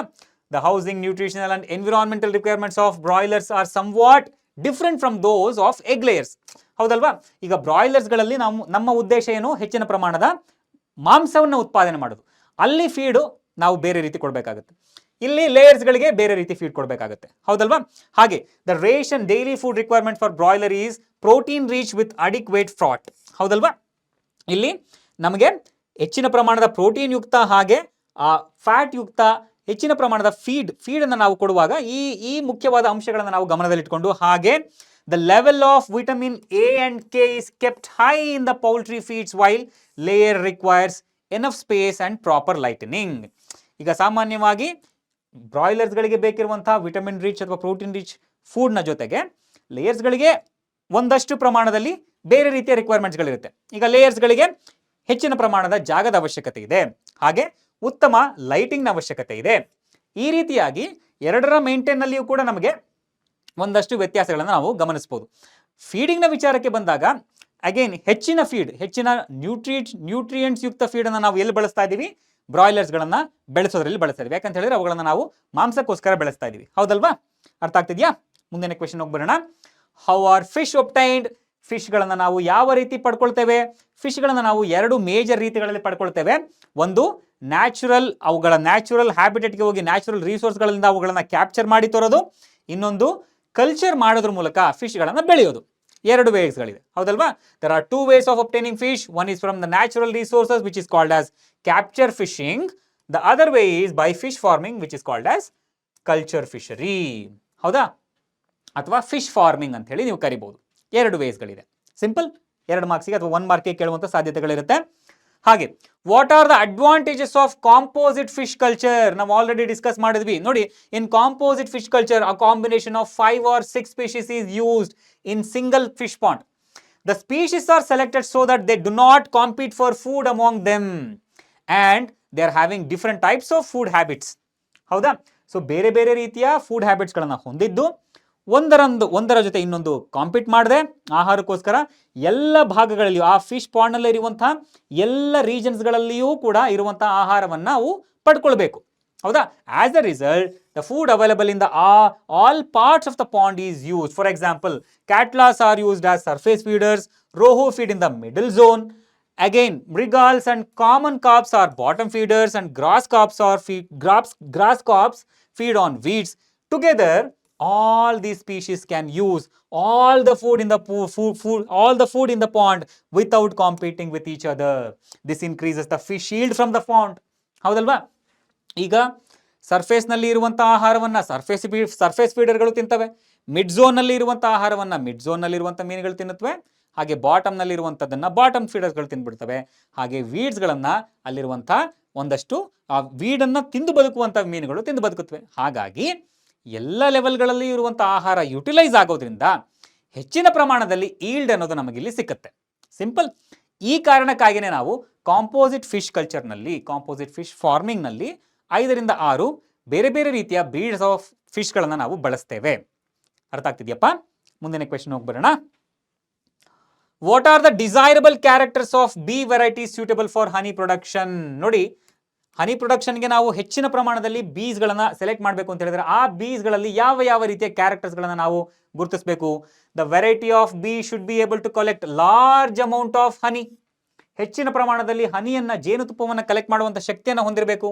The bee should stay in a given bee hive for longer period so that the production of honey will be more. The bees should have a capacity of breeding well. ಉತ್ತಮವಾದ reproduction ಅನ್ನು ನಡೆಸಬೇಕು. so that the colony continues further. ಹೌದಾ?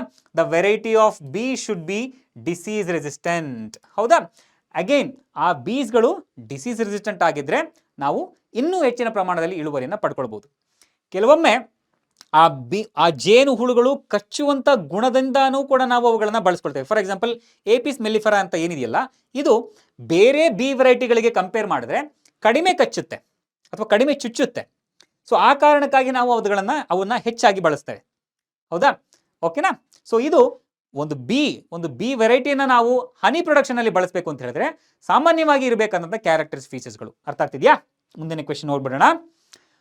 Explain any one method of crop production which ensures high yield. ಯಾವುದಾದ್ರೂ ಒಂದು crop production method ಅನ್ನ explain ಮಾಡಿ which ensures high yield ಅಂತ ಕೇಳ್ತಾ ಇದ್ದಾರೆ. One method used for crop production which ensures high yield is plant breeding ಅಥವಾ ನಾವು hybridisation.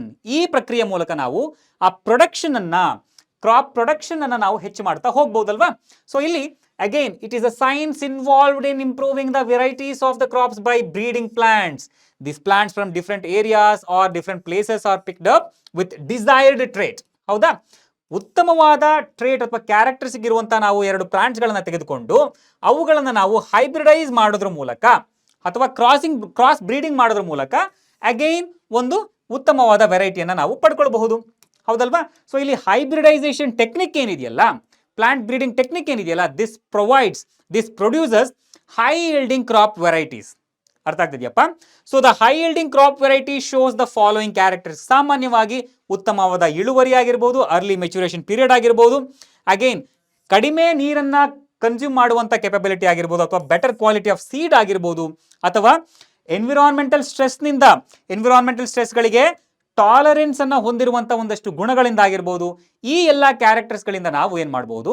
ಒಂದು ಹೈ ಈಲ್ಡ್ ವೆರೈಟಿ ಕ್ರಾಪ್ ಅನ್ನು ಐಡೆಂಟಿಫೈ ಮಾಡ್ಬೋದು. ಹೌದಾ? ಸೊ ನಾವು ಹೇಗೆ ಪಡ್ಕೊಳ್ತಾ ಇದೀವಿ? ಸಾಮಾನ್ಯವಾಗಿ 2 ಉತ್ತಮವಾದ ಕ್ರಾಪ್ ವೆರೈಟಿಗಳನ್ನ ಸೆಲೆಕ್ಟ್ ಮಾಡಿಕೊಂಡು ಅಥವಾ 2 ಉತ್ತಮವಾದ ತಳಿಗಳನ್ನು ನಾವು ಸೆಲೆಕ್ಟ್ ಮಾಡ್ಕೊಂಡು ಅವುಗಳ ಮಧ್ಯೆ ಕ್ರಾಸ್ ಬ್ರೀಡಿಂಗ್ ಮಾಡೋದ್ರ ಮೂಲಕ ಅಥವಾ ಹೈಬ್ರಿಡೈಸೇಷನ್ ಮಾಡೋದ್ರ ಮೂಲಕ ನಾವು ಒಂದು ಉತ್ತಮವಾದ ವೆರೈಟಿಯನ್ನ ಪ್ರೊಡ್ಯೂಸ್ ಮಾಡ್ತಾ ಇದ್ದೀವಿ. ಓಕೆನಾ? ಮುಂದಿನ ಕ್ವೆಶ್ಚನ್ ಹೋಗ್ಬರೋಣ. ಮುಂದಿನ ಕ್ವೆಶ್ಚನ್ ಹೀಗಿದೆ. Why are manures and fertilisers are use in field? ಸಾಮಾನ್ಯವಾಗಿ ಅಗೈನ್ ಮ್ಯಾನ್ಯೂರ್ಸ್ಗಳು ಮತ್ತೆ ಫರ್ಟಿಲೈಸರ್ಸ್ ನಾವು ಯಾಕೆ ಯೂಸ್ ಮಾಡ್ತೇವೆ? ಆಲ್ರೆಡಿ ನಾವು ಇದನ್ನ ಕಲ್ತ್ಕೊಂಡಿದ್ದೀವಿ ಕೂಡ. They are use to ensure the good vegetative growth. ಹೌದಲ್ವಾ? ಉತ್ತಮವಾದ ಇಳುವರಿಗಾಗಿ ನಾವು ಅವುಗಳನ್ನ ಬಳಸ್ತಾ ಇದೀವಿ ಅಷ್ಟೇ. ಹೌದಲ್ವಾ? ಫರ್ಟಿಲೈಸರ್ಸ್ಗಳನ್ನ ನಾವು ಸಾಮಾನ್ಯವಾಗಿ ನೋಡಿ, ಸಸ್ಯಗಳಿಗೆ ಬೇಕಿರುವಂತಹ ಒಂದಷ್ಟು ಮ್ಯಾಕ್ರೋ ನ್ಯೂಟ್ರಿಯೆಂಟ್ಸ್ಗಳೇನಿದೆ ಅವುಗಳನ್ನ ನಾವು ಫರ್ಟಿಲೈಸರ್ಸ್ಗಳ ರೂಪದಲ್ಲಿ ಕೂಡ ಬಳಸ್ತೇವೆ. ಕಮರ್ಷಿಯಲ್ ಆಗಿ ನಾವು ಅವುಗಳನ್ನ ಪ್ರೊಡ್ಯೂಸ್ ಮಾಡಿ ಅವುಗಳನ್ನ ಉತ್ತಮವಾದ ಇಳುವರಿಗೋಸ್ಕರ ನಾವು ಬಳಸ್ತಾ ಇವೆ ಕೂಡ. ಹೌದಾ? ಸೊ ಗೊಬ್ಬರ ಆಗಿರ್ಬೋದು ಅಥವಾ ಫರ್ಟಿಲೈಸರ್ ಆಗಿರ್ಬೋದು, ಉತ್ತಮವಾದ ಇಳುವರಿಗೋಸ್ಕರ ನಾವು ಬಳಸ್ತೇವೆ. ಸಸ್ಯಗಳಿಗೆ ಬೇಕಿರುವಂತಹ ಎಲ್ಲಾ ರೀತಿಯ ರಿಕ್ವೈರ್ಡ್ ನ್ಯೂಟ್ರಿಯೆಂಟ್ಸ್ಗಳು ಅಪ್ರಾಪ್ರಿಯೇಟ್ ಅಮೌಂಟ್ನಲ್ಲಿ ಅವುಗಳಿಗೆ ತಲುಪೋದಕ್ಕೆ ಅದಕ್ಕೋಸ್ಕರ ನಾವು ಅವುಗಳನ್ನ ಬಳಸ್ತೇವೆ. ಹೌದಾ? ಅದ್ರ ಜೊತೆಗೆ ಮ್ಯಾನ್ಯೂರ್ದು ತನ್ನದೇ ಆದ ಒಂದಷ್ಟು ಅಡ್ವಾಂಟೇಜಸ್ಗಳಿದೆ, ನಾವು ಅದನ್ನ ಆಲ್ರೆಡಿ ಕಲ್ತಿದ್ದೇವೆ. What are the advantages of intercropping and crop rotation? Intercropping ಹಾಗೂ ಕ್ರಾಪ್ ರೊಟೇಷನ್ ಇಂದ ಉಂಟಾಗುವಂತಹ ಅಡ್ವಾಂಟೇಜಸ್ಗಳೇನು, ಉಪಯೋಗಗಳೇನು ಅಂತ ಕೇಳ್ತಾ ಇದ್ದಾರೆ. ನೋಡಿ, intercropping helps to maintain the soil fertility. ಹೌದಾ? ಸೊ ಸಾಯಿಲ್ನ ಗುಣಮಟ್ಟ ಅನ್ನೋದು ನಮಗೆ ಉಳ್ಕೊಳ್ತಾ ಹೋಗುತ್ತೆ. It increases the productivity per unit area. ಇದು ಪ್ರೊಡಕ್ಟಿವಿಟಿ ಅನ್ನೋದು ಏನಿದೆಯಲ್ಲ, ಈಗ ನಾವು ಒಟ್ಟಿಗೆ ಒಂದು ಪೀಸ್ ಆಫ್ ಲ್ಯಾಂಡ್ನಲ್ಲಿ ಒಂದು ರೋನಲ್ಲಿ ಒಂದು ಪ್ಲಾಂಟು, ಆದ್ಮೇಲೆ ಒಂದು ರೋನಲ್ಲಿ ಒಂದು ಕ್ರಾಪು, ಇನ್ನೊಂದು ರೋನಲ್ಲಿ ಇನ್ನೊಂದು ಕ್ರಾಪು, ಈ ರೀತಿಯಾಗಿ ಇಂಟರ್ ಕ್ರಾಪಿಂಗ್ ಮಾಡೋದ್ರ ಮೂಲಕ ಪ್ರೊಡಕ್ಟಿವಿಟಿ ಅನ್ನೋದು ಹೆಚ್ಚಾಗ್ತಾ ಹೋಗುತ್ತೆ. ಒಂದು ರೀತಿಯ ಇನ್ಶೂರೆನ್ಸ್ ಸಿಗುತ್ತೆ, ಒಂದು ಬೆಳೆ ಲಾಸ್ ಆದರೆ ಇನ್ನೊಂದು ಬೆಳೆ ಬರೋ ಥರ.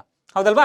So save labour and save time ಅಂತ ಹೇಳಿದ್ರೆ ಎರಡು ಬೆಳೆಗಳನ್ನ ನಾವು ಒಟ್ಟಿಗೆ ಬೆಳೀತಾ ಇರೋದ್ರಿಂದ ಎರಡು ಬೆಳೆಗಳಿಗೆ ಸಪರೇಟ್ ಆಗಿ ನಾವು ಹಾಕ್ಬೇಕಾಗಿದ್ದಂಥ ಟೈಮ್ ಏನಿದೆ ಅದನ್ನ ಉಳಿತಾಯ ಮಾಡ್ತಾ ಇದೀವಿ. ಹಾಗೆ both crops can be easily harvested and processed separately. ಹೌದಲ್ವಾ? This is one of the advantage ಅಷ್ಟೇ. ಈಗ ಒಟ್ಟಿಗೆ ನಾವು ಎರಡು ಕ್ರಾಪ್ಸ್ಗಳನ್ನ ಹಾರ್ವೆಸ್ಟ್ ಮಾಡ್ಬೋದು, ಹಾಗೆ ಅವುಗಳಿಂದ ಉತ್ತಮವಾದ ಇಳುವರಿಯನ್ನು ಪಡ್ಕೊಳ್ಬಹುದು. ಸಿಂಪಲ್. ಅದೇ ಕ್ರಾಪ್ ರೊಟೇಷನ್ ಮಾಡೋದ್ರ ಮೂಲಕ it improves this also improves the soil fertility. It avoids the depletion of the particular nutrient from the soil. For example, ಯಾವುದೋ ಒಂದು ಕ್ರಾಪ್ ಏನಿದೆ ಅದು ಹೆಚ್ಚಿನ ಪ್ರಮಾಣದ ನ್ಯೂಟ್ರಿಯೆಂಟ್ಸ್ಗಳನ್ನ ಬಳಸ್ಕೊಳ್ಳುವಂಥ ಗುಣವನ್ನು ಹೊಂದಿರುತ್ತೆ. ಕೆಲವೊಂದು ಪ್ಲಾಂಟ್ಸ್ಗಳು ಕಡಿಮೆ ಪ್ರಮಾಣದ ನ್ಯೂಟ್ರಿಯೆಂಟ್ಸ್ಗಳನ್ನ ಬಳಸ್ಕೊಳ್ಳುವಂಥ ಕೆಪಬಿಲಿಟಿಯನ್ನು ಹೊಂದಿರುತ್ತವೆ. ಈ ರೀತಿಯಾಗಿ ಒಂದರ ನಂತರ ಇನ್ನೊಂದರನ್ನು ನಾವು ಮಾಡೋದ್ರಿಂದ ಅಲ್ಲಿರುವಂತಹ ಆ ನ್ಯೂಟ್ರಿಯೆಂಟ್ ಕ್ವಾಲಿಟಿ ಅನ್ನೋದು ಏನು ಕಡಿಮೆ ಆಗೋದಿಲ್ಲ ಅಲ್ವಾ? ಉದಾಹರಣೆಗೆ ಎರಡು ಪ್ಲಾಂಟ್ಸ್ಗಳನ್ನ ನಾವು ಬೆಳೀತಾ ಇದ್ದೀವಿ, ಒಂದಕ್ಕೆ ಕಡಿಮೆ ನ್ಯೂಟ್ರಿಯೆಂಟ್ಸ್ ಅವಶ್ಯಕತೆ ಇದೆ, ಇನ್ನೊಂದಕ್ಕೆ ಹೆಚ್ಚಿನ ನ್ಯೂಟ್ರಿಯೆಂಟ್ಸ್ ಅವಶ್ಯಕತೆ ಇದೆ. ಹೌದಾ? ಸೊ ಈಗ ಇರುವಂಥ ನ್ಯೂಟ್ರಿಯೆಂಟ್ಸ್ ಅನ್ನ ಎರಡೂ ಪ್ಲಾಂಟ್ಸ್ಗಳು ಸಮಾನವಾಗಿ ಬಳಸ್ಕೊಳ್ಳೋದ್ರಿಂದ ಆ ನ್ಯೂಟ್ರಿಯೆಂಟ್ ಕ್ವಾಲಿಟಿ ಅನ್ನೋದು ಕೂಡ ಹಾಗೆ ಉಳ್ಕೊಳ್ತಾ ಹೋಗುತ್ತೆ. ಹೆಚ್ಚಿನ ಪ್ರಮಾಣದಲ್ಲಿ ಹೊರಗಡೆಯಿಂದ ಫರ್ಟಿಲೈಸರ್ಸ್ಗಳನ್ನ ಕೊಡುವಂಥ ಅವಶ್ಯಕತೆಗಳಿರುವುದಿಲ್ಲ. ಹೌದಾ? ಹಾಗೆ ಇಟ್ ಮಿನಿಮೈಸಸ್ ಪೆಸ್ಟ್ ಇನ್ಫೆಸ್ಟೇಷನ್ ಹಾಗೂ ಡಿಸೀಸಸ್ಗಳು. ಕ್ರಿಮಿಕೀಟಗಳಿಂದ ಉಂಟಾಗುವಂಥ ದುಷ್ಪರಿಣಾಮಗಳನ್ನ, ಹಾಗೆ ರೋಗಗಳು ಬರೋದ್ರಿಂದ ನಾವು ಕ್ರಾಪ್ ರೊಟೇಷನ್ ಮಾಡೋದ್ರ ಮೂಲಕ ಆ ರೋಗಗಳು ಬರುವಂತಹ ಸಾಧ್ಯತೆಗಳನ್ನ ಅಥವಾ ಕ್ರಿಮಿಕೀಟಗಳಿಂದ ಉಂಟಾಗುವಂಥ ದುಷ್ಪರಿಣಾಮಗಳನ್ನ ಒಂದಷ್ಟರ ಮಟ್ಟಿಗೆ ಕಡಿಮೆ ಮಾಡಬಹುದು. ಹಾಗೆ ವೀಡ್ ಕಂಟ್ರೋಲ್ನಲ್ಲಿ ನಮಗೆ ಕ್ರಾಪ್ ರೊಟೇಷನ್ ಸಹಾಯ ಮಾಡುತ್ತೆ. ಸರಿನಾ? ಓಕೆ. ಸೊ ಒಟ್ಟಾರೆಯಾಗಿ ನಾವು ಸಾಯಿಲ್ ಫರ್ಟಿಲಿಟಿನ ಇಂಪ್ರೂವ್ ಮಾಡೋದ್ರ ಜೊತೆಗೆ ಇನ್ನೊಂದಷ್ಟು ಬೆನಿಫಿಟ್ಸ್ಗಳನ್ನು ಕೂಡ ಈ ಎರಡೂ ಮೆಥಡ್ಸ್ಗಳಿಂದ ಇಂಟರ್ ಕ್ರಾಪಿಂಗ್ ನಿಂದ ಹಾಗೆ ಕ್ರಾಪ್ ರೊಟೇಷನ್ ಇಂದ ಎರಡರಿಂದಲೂ ಕೂಡ ನಾವು ಉತ್ತಮವಾದ ಬೆನಿಫಿಟ್ಸ್ಗಳನ್ನು ಪಡ್ಕೊಳ್ಬಹುದು. ಓಕೆನಾ? ಹಾಗೆ what is genetic manipulation and how is it useful in agricultural practices? ಈಗ ಜೆನೆಟಿಕ್ ಮ್ಯಾನಿಪ್ಯುಲೇಷನ್ ಅಂತ ಹೇಳಿ ಬಂದಾಗ ನಾವು ಏನ್ ಮಾಡ್ತಾ ಇದೀವಿ? ಇನ್ಕಾರ್ಪೊರೇಟಿಂಗ್ ವಿತ್ ಡಿಸೈರಬಲ್ ಜೀನ್ಸ್. ಏನ್ ಮಾಡ್ತಾ ಇದೀವಿ ನಾವಿಲ್ಲಿ? ಬಯೋಟೆಕ್ನಾಲಜಿಯನ್ನು ಬಳಸ್ಕೊಂಡು ಅಥವಾ ಜೆನೆಟಿಕ್ ಇಂಜಿನಿಯರಿಂಗ್ ಅನ್ನ ಬಳಸ್ಕೊಂಡು ಯಾವುದೋ ಒಂದು ಆರ್ಗ್ಯಾನಿಸಮ್ ನಲ್ಲಿ ಇದ್ದಂತಹ ಒಂದು ಡಿಸೈರ್ಡ್ ಕ್ಯಾರೆಕ್ಟರ್ ಅನ್ನ ನಾವು ಐಡೆಂಟಿಫೈ ಮಾಡಿ ಆ ಕ್ಯಾರೆಕ್ಟರ್ಗೆ ರೆಸ್ಪಾನ್ಸಿಬಲ್ ಆದಂಥ ಒಂದು ಡಿಸೈರ್ಡ್ ಜೀನ್ ಅನ್ನು ನಾವು ತೆಗೆದುಕೊಂಡು ಅದನ್ನ ಇನ್ನೊಂದು ವೆರೈಟಿ ಆಫ್ ಆರ್ಗ್ಯಾನಿಸಮ್ನಲ್ಲಿ ನಾವು ಇಂಟ್ರೊಡ್ಯೂಸ್ ಮಾಡ್ತಾ ಇದೀವಿ. ಈ ಮೂಲಕ ನಾವು ಹೈಬ್ರಿಡೈಸೇಷನ್ ಮಾಡ್ತಾ ಇದೀವಿ. ಹೌದಾ? ಒಂದು ಡಿಸೈರ್ಡ್ ಕ್ಯಾರೆಕ್ಟರ್ ಇರುವಂಥ ಜೀನನ್ನು ತೆಗೆದುಕೊಂಡು ಒಂದು ಪ್ಲಾಂಟ್ ತಳಿಗೆ ನಾವು ಇನ್ಸರ್ಟ್ ಮಾಡಿ ಆ ತಳಿಯಲ್ಲಿ ಆ ಡಿಸೈರ್ಡ್ ಕ್ಯಾರೆಕ್ಟರ್ ತೋರಿಸುವಂಥ ಆ ಫೀಚರ್ಸ್ಗಳನ್ನು ಬೆಳೆಯೋ ರೀತಿ ನಾವು ಮಾಡ್ತಾ ಇದ್ದೀವಿ. ಹೌದಲ್ವಾ? ಸೊ ಇದನ್ನೇ ನಾವು ಜೆನೆಟಿಕ್ ಮ್ಯಾನಿಪ್ಯುಲೇಷನ್, ಇಲ್ಲಿ ನಾವು ಜೀನ್ಸ್ಗಳ ಲೆವೆಲ್ನಲ್ಲಿ ಮ್ಯಾನಿಪ್ಯುಲೇಷನ್ ಮಾಡ್ತಾ ಇದ್ದೀವಿ. ಹೌದಾ? This is done for the production of varieties with desirable characters. ನಾವು ಯಾವ್ದಕ್ಕೆ ಮಾಡ್ತಾ ಇದೀವಿ? ಡಿಸೈರಬಲ್ ಕ್ಯಾರೆಕ್ಟರ್ ಅಂತ ಹೇಳಿದ್ರೆ, ಫಾರ್ ಎಕ್ಸಾಂಪಲ್ ಇವಾಗ ನಮಗೆ ಹೈ ಈಲ್ಡ್ ಬೇಕು ಅನ್ನೋದು ಸಾಮಾನ್ಯವಾಗಿ ಗೊತ್ತಿದೆ, ಡಿಸೀಸ್ ರೆಸಿಸ್ಟೆನ್ಸ್ ಬೇಕು ಅನ್ನೋದು ಗೊತ್ತಿದೆ, ಹಾಗೆ ಎಕ್ಸ್ಟ್ರೀಮ್ ಎಬಯೋಟಿಕ್ ಟಾಲರೆನ್ಸ್ ಇರಬೇಕು. ಈ ರೀತಿಯಾದ ಕಾರಣಗಳಿಂದಾಗಿನೇ ನಾವು ಜೆನೆಟಿಕ್ ಮ್ಯಾನಿಪ್ಯುಲೇಷನ್ ಮಾಡೋದ್ರ ಮೂಲಕ ನಾವು ಹೈ ಈಲ್ಡ್ ವೆರೈಟಿಗಳನ್ನು ಪ್ರೊಡ್ಯೂಸ್ ಮಾಡ್ತಾ ಇದೀವಿ. The genetic manipulation is useful in developing varieties. For example increased yield ಆಗಿರ್ಬೋದು, ಬೆಟರ್ ಕ್ವಾಲಿಟಿ ಆಗಿರ್ಬೋದು, ಹಾಗೆ ಶಾರ್ಟರ್ ಹಾಗೂ ಅರ್ಲಿ ಮೆಚುರಿಟಿ ಪೀರಿಯಡ್, ಬೇಗ ಇಳುವರಿಯನ್ನು ಕೊಡುವಂಥದ್ದಾಗಿರ್ಬೋದು, better adaptability to adverse environmental conditions and desirable characters like pest resistance ಆಗಿರ್ಬೋದು. ಈ ರೀತಿಯಾದ ಸಾಕಷ್ಟು ಕ್ಯಾರೆಕ್ಟರ್ಸ್ಗಳನ್ನು ನಾವು ಇನ್ಕಾರ್ಪೊರೇಟ್ ಮಾಡ್ಬೋದು. ಆ ಕಾರಣಕ್ಕಾಗಿಯೇ ನಾವು ಜೆನೆಟಿಕ್ ಮ್ಯಾನಿಪ್ಯುಲೇಷನ್ ಟೆಕ್ನಿಕ್ ಅನ್ನು ಬಳಸ್ತಾ ಇದ್ದೇವೆ. ಓಕೆನಾ? ಮುಂದಿನ ಕ್ವೆಶ್ಚನ್ ಹೋಗ್ಬರೋಣ. ಮುಂದಿನ ಕ್ವೆಶ್ಚನ್ ಇದೆ, how do good animal husbandry practices benefit farmers? ಈಗ ನಾವು ಉತ್ತಮವಾದ ಅನಿಮಲ್ ಹಸ್ಬೆಂಡ್ರಿ ಪ್ರಾಕ್ಟೀಸಸ್ಗಳನ್ನು ಮಾಡೋದ್ರಿಂದ ರೈತರಿಗೆ ಹೇಗೆ ಉಪಯೋಗ ಆಗುತ್ತೆ ನೋಡಿ. ಉತ್ತಮವಾದ ಅನಿಮಲ್ ಹಸ್ಬೆಂಡ್ರಿ ಪ್ರಾಕ್ಟೀಸ್ಗಳನ್ನು ಮಾಡೋದ್ರಿಂದ ನಾವು ಬ್ರೀಡ್ಸ್ಗಳನ್ನು ಇಂಪ್ರೂವ್ ಮಾಡ್ಬೋದಾ? ಡೊಮೆಸ್ಟಿಕೇಟೆಡ್ ಅನಿಮಲ್ಸ್ಗಳ ಬ್ರೀಡ್ಸ್ಗಳನ್ನು ಇಂಪ್ರೂವ್ ಮಾಡ್ಬೋದಾ? ಹಾಗೆ ಅದರಿಂದ ಉತ್ತಮವಾದ ಈಲ್ಡ್ ಅನ್ನು ಪಡ್ಕೊಳ್ಬಹುದಾ? ಮೊಟ್ಟೆ ಆಗಿರ್ಬೋದು, ಮಾಂಸ ಆಗಿರ್ಬೋದು, ಮಿಲ್ಕ್ ಆಗಿರ್ಬೋದು, ಹಾಲಾಗಿರ್ಬೋದು. ಹಾಗೆ ಅಲ್ಟಿಮೇಟ್ಲಿ ನಮಗೆ ಎಕನಾಮಿಕಲಿ ನಮಗೆ ಅವು ಸಹಾಯ ಮಾಡುತ್ತವೆ. ಉತ್ತಮವಾದ ಅನಿಮಲ್ ಹಸ್ಬೆಂಡ್ರಿ ಮಾಡೋದ್ರ ಮೂಲಕ ನಾವು ಒಂದಷ್ಟು ಉತ್ತಮವಾದ ಇಳುವರಿಯನ್ನು ಪಡ್ಕೊಂಡಿದ್ದೀವಿ ಅಂತ ಇಟ್ಕೊಳ್ಳಿ. ಅವುಗಳನ್ನು ನಾವು ಮಾರ್ಕೆಟ್ಗೆ ತೆಗೆದುಕೊಂಡು ಹೋದಾಗ ಉತ್ತಮವಾದ ಕೋಳಿಗಳಿದೆ, ಉತ್ತಮವಾದ ರೇಟ್ ಸಿಗುತ್ತೆ, ಎಕನಾಮಿಕಲಿ ಸ್ಟ್ರಾಂಗ್ ಆಗ್ತಾರೆ ಫಾರ್ಮರ್ಸು, ಹೌದಲ್ವಾ? ಸೊ ಹೀಗೆ ಗುಡ್ ಅನಿಮಲ್ ಹಸ್ಬೆಂಡ್ರಿ ಪ್ರಾಕ್ಟೀಸ್ ಮಾಡೋದ್ರಿಂದ ನಮಗೆ ಉತ್ತಮವಾದ ಇಳುವರಿಯ ಜೊತೆಗೆ ನಮ್ಮ ಅಗತ್ಯತೆಗಳು ಪೂರೈಸೋದ್ರ ಜೊತೆಗೆ ನಮ್ಮ ಫಾರ್ಮರ್ಸ ಎಕನಾಮಿಕಲ್ ಕಂಡೀಷನ್ ಕೂಡ ಅಪ್ಲಿಫ್ಟ್ ಆಗುತ್ತೆ. ಸೊ ಇದು ಒಂದು ಗುಡ್ ಹಸ್ಬೆಂಡ್ರಿಯಿಂದ ರೈತರಿಗೆ ಉಂಟಾಗುವಂಥ ಒಂದು ಲಾಭ. ಅರ್ಥ ಆಗ್ತಿದ್ಯಾ? ವೆರಿ ಸಿಂಪಲ್ ಅಂಡ್ ಕಾಮನ್ ಕ್ವೆಶನ್ಸ್ಗಳು ಇವೆಲ್ಲಗಳನ್ನು ನೀವು ನಿಮ್ಮ ದಿನನಿತ್ಯದ ಜೀವನದಲ್ಲಿ ಅಪ್ಲೈ ಮಾಡಿ ಏನು ಬಳಸ್ತಾ ಇದ್ದೀರಲ್ಲ ಅದೇ ಆನ್ಸರ್ಸ್ಗಳನ್ನು ನೀವು ಬರೀಬಹುದು ಕೂಡ. What are the benefits of cattle farming? ನಾವು ಕ್ಯಾಟಲ್ ಫಾರ್ಮಿಂಗ್ ಅನ್ನ ಯಾವ ಕಾರಣಕ್ಕಾಗಿ ಬಳಸ್ತೇವೆ? 2 ಮೇಜರ್ ಕಾರಣಕ್ಕಾಗಿ ನಾವು ಕ್ಯಾಟಲ್ ಫಾರ್ಮಿಂಗ್ ಅನ್ನ ಬಳಸ್ತೇವೆ, ಕ್ಯಾಟಲ್ ಫಾರ್ಮಿಂಗ್ ಅನ್ನ ಮಾಡ್ತೇವೆ. ಒಂದು ಹಾಲಿನ ಉತ್ಪಾದನೆಗೋಸ್ಕರ, ಮಿಲ್ಕ್ ಪ್ರೊಡಕ್ಷನ್ಗೋಸ್ಕರ. ಇನ್ನೊಂದು ಡ್ರಾಟ್ ಲೇಬರ್ ಅಂತ ಏನು ಹೇಳಿದೆಯಲ್ಲ, ವ್ಯವಸಾಯದ ಕೆಲಸಗಳೇನಿದೆಯಲ್ಲ, ಆ 2 ಮುಖ್ಯವಾದ ರೀಸನ್ಗಳಿಗೋಸ್ಕರ ನಾವು ಕ್ಯಾಟಲ್ ಫಾರ್ಮಿಂಗ್ ಅನ್ನ ಬಳಸ್ತೇವೆ. ಹೊರದೇಶಗಳಲ್ಲಿ ಹಾಗೆ ನಮ್ಮ ದೇಶದಲ್ಲಿಯೂ ಕೂಡ ಈ ಕ್ಯಾಟಲ್ ಫಾರ್ಮಿಂಗ್ ಅನ್ನ ಮಾಂಸ ಉತ್ಪಾದನೆಗೆ ಹಾಗೆ ಚರ್ಮ ಉತ್ಪಾದನೆಗೂ ಕೂಡ ಬಳಸ್ತಾರೆ. ಬಟ್ ನಮ್ಮಲ್ಲಿ ಮೇಜರ್ ಆಗಿ ಹಾಲು ಉತ್ಪಾದನೆ ಹಾಗೂ ವ್ಯವಸಾಯದ ಕೆಲಸಗಳಿಗೆ ನಾವು ಕ್ಯಾಟಲ್ ಫಾರ್ಮಿಂಗ್ ಅನ್ನ ಹೆಚ್ಚಾಗಿ ಬಳಸ್ತೇವೆ, ಹೌದಾ? ಹಾಗೆ how do you differentiate between capture fishing and mariculture and aquaculture ಅಂತ ಕೇಳಿದ್ರೆ, ಈಗ ಕ್ಯಾಪ್ಚರ್ ಫಿಶಿಂಗ್ ಅಂತ ಹೇಳಿದ್ರೆ ಏನಪ್ಪ, ಹೆಸರಲ್ಲೇ ಇದೆ, ನಾವು ಆ ಫಿಶ್ಗಳು ಇರುವಂತಹ ನ್ಯಾಚುರಲ್ ರಿಸೋರ್ಸಸ್ಗಳಿಗೆ ಹೋಗಿ ಅವುಗಳನ್ನು ಕ್ಯಾಪ್ಚರ್ ಮಾಡಿ ಬರ್ತಾ ಇದ್ವಿ. ಮೆರಿಕಲ್ಚರ್ ಅಂತ ಹೇಳಿದ್ರೆ ಮೆರೈನ್ ವಾಟರ್ನಲ್ಲಿ ನಾವು ಫಿಶ್ಗಳನ್ನ ಕಲ್ಚರ್ ಮಾಡ್ತಾ ಇದ್ದೇವೆ. ಫಿಶ್ ಅಥವಾ ಫಿಶ್ ವೆರೈಟೀಸ್ಗಳು, ಪ್ರಾನ್ಸ್ ಆಗಿರ್ಬೋದು, ಆಯಿಸ್ಟರ್ಸ್ಗಳಾಗಿರ್ಬೋದು, ಆ ಆಯಿಸ್ಟರ್ಸ್ಗಳನ್ನ ನಾವು ಪರ್ಲ್ಸ್ಗಳ ಉತ್ಪಾದನೆಯಲ್ಲಿ ಬಳಸ್ತೇವೆ, ಹೌದಲ್ವಾ? ಹಾಗೆ ಪ್ರಾನ್ಸ್ಗಳಾಗಿರ್ಬೋದು, ಇವುಗಳನ್ನ ನಾವು ಮೆರೈನ್ ಕಲ್ಚರ್ನಲ್ಲಿ ಅಂದ್ರೆ ಮೆರೈನ್ ವಾಟರ್ನಲ್ಲಿ ಕಲ್ಚರ್ ಮಾಡಿ ಬೆಳೀತಾ ಇದ್ದಾಗ ನಾವು ಅದನ್ನ ಮೆರೈನ್ ಕಲ್ಚರ್ ಅಂತ ಹೇಳಿ ಕರಿತೇವೆ. Aqua culture, it simply represents, aqua ಅಂತ ಹೇಳಿದ್ರೆ ನೀರು, ನಾವು ನೀರಿನಲ್ಲಿ ಫಿಶ್ನಂತಹ ಅಥವಾ ಬೇರೆ ಬೇರೆ ರೀತಿಯಾದ ಉತ್ಪನ್ನಗಳನ್ನು ನಾವು ಬೆಳೀತಾ ಇದ್ದೇವೆ, ಫಾರ್ಮ್ ಮಾಡ್ತಾ ಇದೀವಿ ಅಂತ ಹೇಳಿದ್ರೆ ದಟ್ ಸಿಂಪ್ಲಿ ರೆಪ್ರೆಸೆಂಟ್ಸ್ ಅಕ್ವಾಕಲ್ಚರ್. ಈ ಅಕ್ವಾಕಲ್ಚರ್ನಲ್ಲಿ ನಾವು ಮೆರಿಕಲ್ಚರ್ನು ಕೂಡ ನೋಡ್ಬೋದು, ಫ್ರೆಶ್ ವಾಟರ್ ಕಲ್ಚರ್ನು ಕೂಡ ನೋಡ್ಬೋದು, ಹೌದಾ? ಸೊ ಅಕ್ವಾಕಲ್ಚರ್ ನಾವು ಫ್ರೆಶ್ ವಾಟರ್ ಕೂಡ ಮಾಡ್ತೇವೆ ಅಥವಾ ಮೆರೈನ್ ವಾಟರ್ನಲ್ಲಿ ಕೂಡ ಮಾಡ್ತೇವೆ. ಮೆರೈನ್ ವಾಟರ್ನಲ್ಲಿ ಪರ್ಟಿಕ್ಯುಲರ್ ಆಗಿ ಮಾಡ್ತಾ ಇದ್ದಾಗ ನಾವು ಅದನ್ನ ಏನಂತ ಹೇಳಿ ಕರಿತೇವೆ, ಮೆರೈನ್ ಕಲ್ಚರ್ ಅಂತ ಅಥವಾ ಮೆರಿಕಲ್ಚರ್ ಅಂತ ಹೇಳಿ ಕರಿತೇವೆ. ಸಿಂಪಲ್ ಡೆಫಿನೇಷನ್ಸ್ಗಳನ್ನು ನಿಮಗೆ 1 ಅಥವಾ 2 ಮಾರ್ಕ್ಸ್ಗೆ ಕೇಳುವಂಥ ಸಾಧ್ಯತೆಗಳಿರುತ್ತೆ. ಸೊ ಇಲ್ಲಿಗೆ ನಾವು ಇಂಪ್ರೂವ್ಮೆಂಟ್ ಇನ್ ಫುಡ್ ಪ್ರೊಡಕ್ಷನ್ ಚಾಪ್ಟರ್ನಲ್ಲಿ ಇದ್ದಂತಹ ಒಂದಷ್ಟು ಇಂಪಾರ್ಟೆಂಟ್ ಕ್ವೆಶನ್ಸ್ಗಳನ್ನು ಡಿಸ್ಕಸ್ ಮಾಡಿದ್ದೀವಿ. ಐ ಹೋಪ್ ಇದರಲ್ಲಿ ಒಂದಾದ್ರೂ ಕ್ವೆಶನ್ ನಿಮ್ಮ ಆನ್ಯುವಲ್ ಎಕ್ಸಾಮಿನೇಷನ್ಗೆ ಯೂಸ್ಫುಲ್ ಆಗುತ್ತೆ ಅಂತ ನಾನು ಅನ್ಕೊಂಡಿದ್ದೇನೆ. ಸೊ ಮುಂದಿನ ಸೆಷನ್ನಲ್ಲಿ ಬೇರೆ ಬೇರೆ ರೀತಿಯಾದ ಇನ್ನೊಂದಷ್ಟು ವಿಡಿಯೋಸ್ಗಳು ನಿಮಗೆ ಬರುತ್ತವೆ. ಸೊ ಆ ವಿಡಿಯೋಸ್ಗಳ ಜೊತೆಗೆ ನಾನು ಬರ್ತೇನೆ, ಸರಿನಾ? ಸೊ ಇಲ್ಲಿಗೆ ನಮ್ಮ ಚಾಪ್ಟರ್ನ 9th ಸ್ಟ್ಯಾಂಡರ್ಡ್ನಲ್ಲಿ ಇದ್ದಂತಹ ಎಲ್ಲ ಚಾಪ್ಟರ್ಗಳ ಇಂಪಾರ್ಟೆಂಟ್ ಕ್ವೆಶನ್ಸ್ಗಳನ್ನು ನಾವು ಡಿಸ್ಕಸ್ ಮಾಡಿದ್ದೇವೆ. ಮುಂದಿನ ವಿಡಿಯೋದಲ್ಲಿ ಇನ್ನೊಂದಷ್ಟು ವಿಚಾರಗಳೊಂದಿಗೆ ನಾನು ನಿಮ್ಮನ್ನ ಭೇಟಿ ಆಗ್ತೇನೆ. ಅಲ್ಲಿವರೆಗೂ ಧನ್ಯವಾದ. Thank you.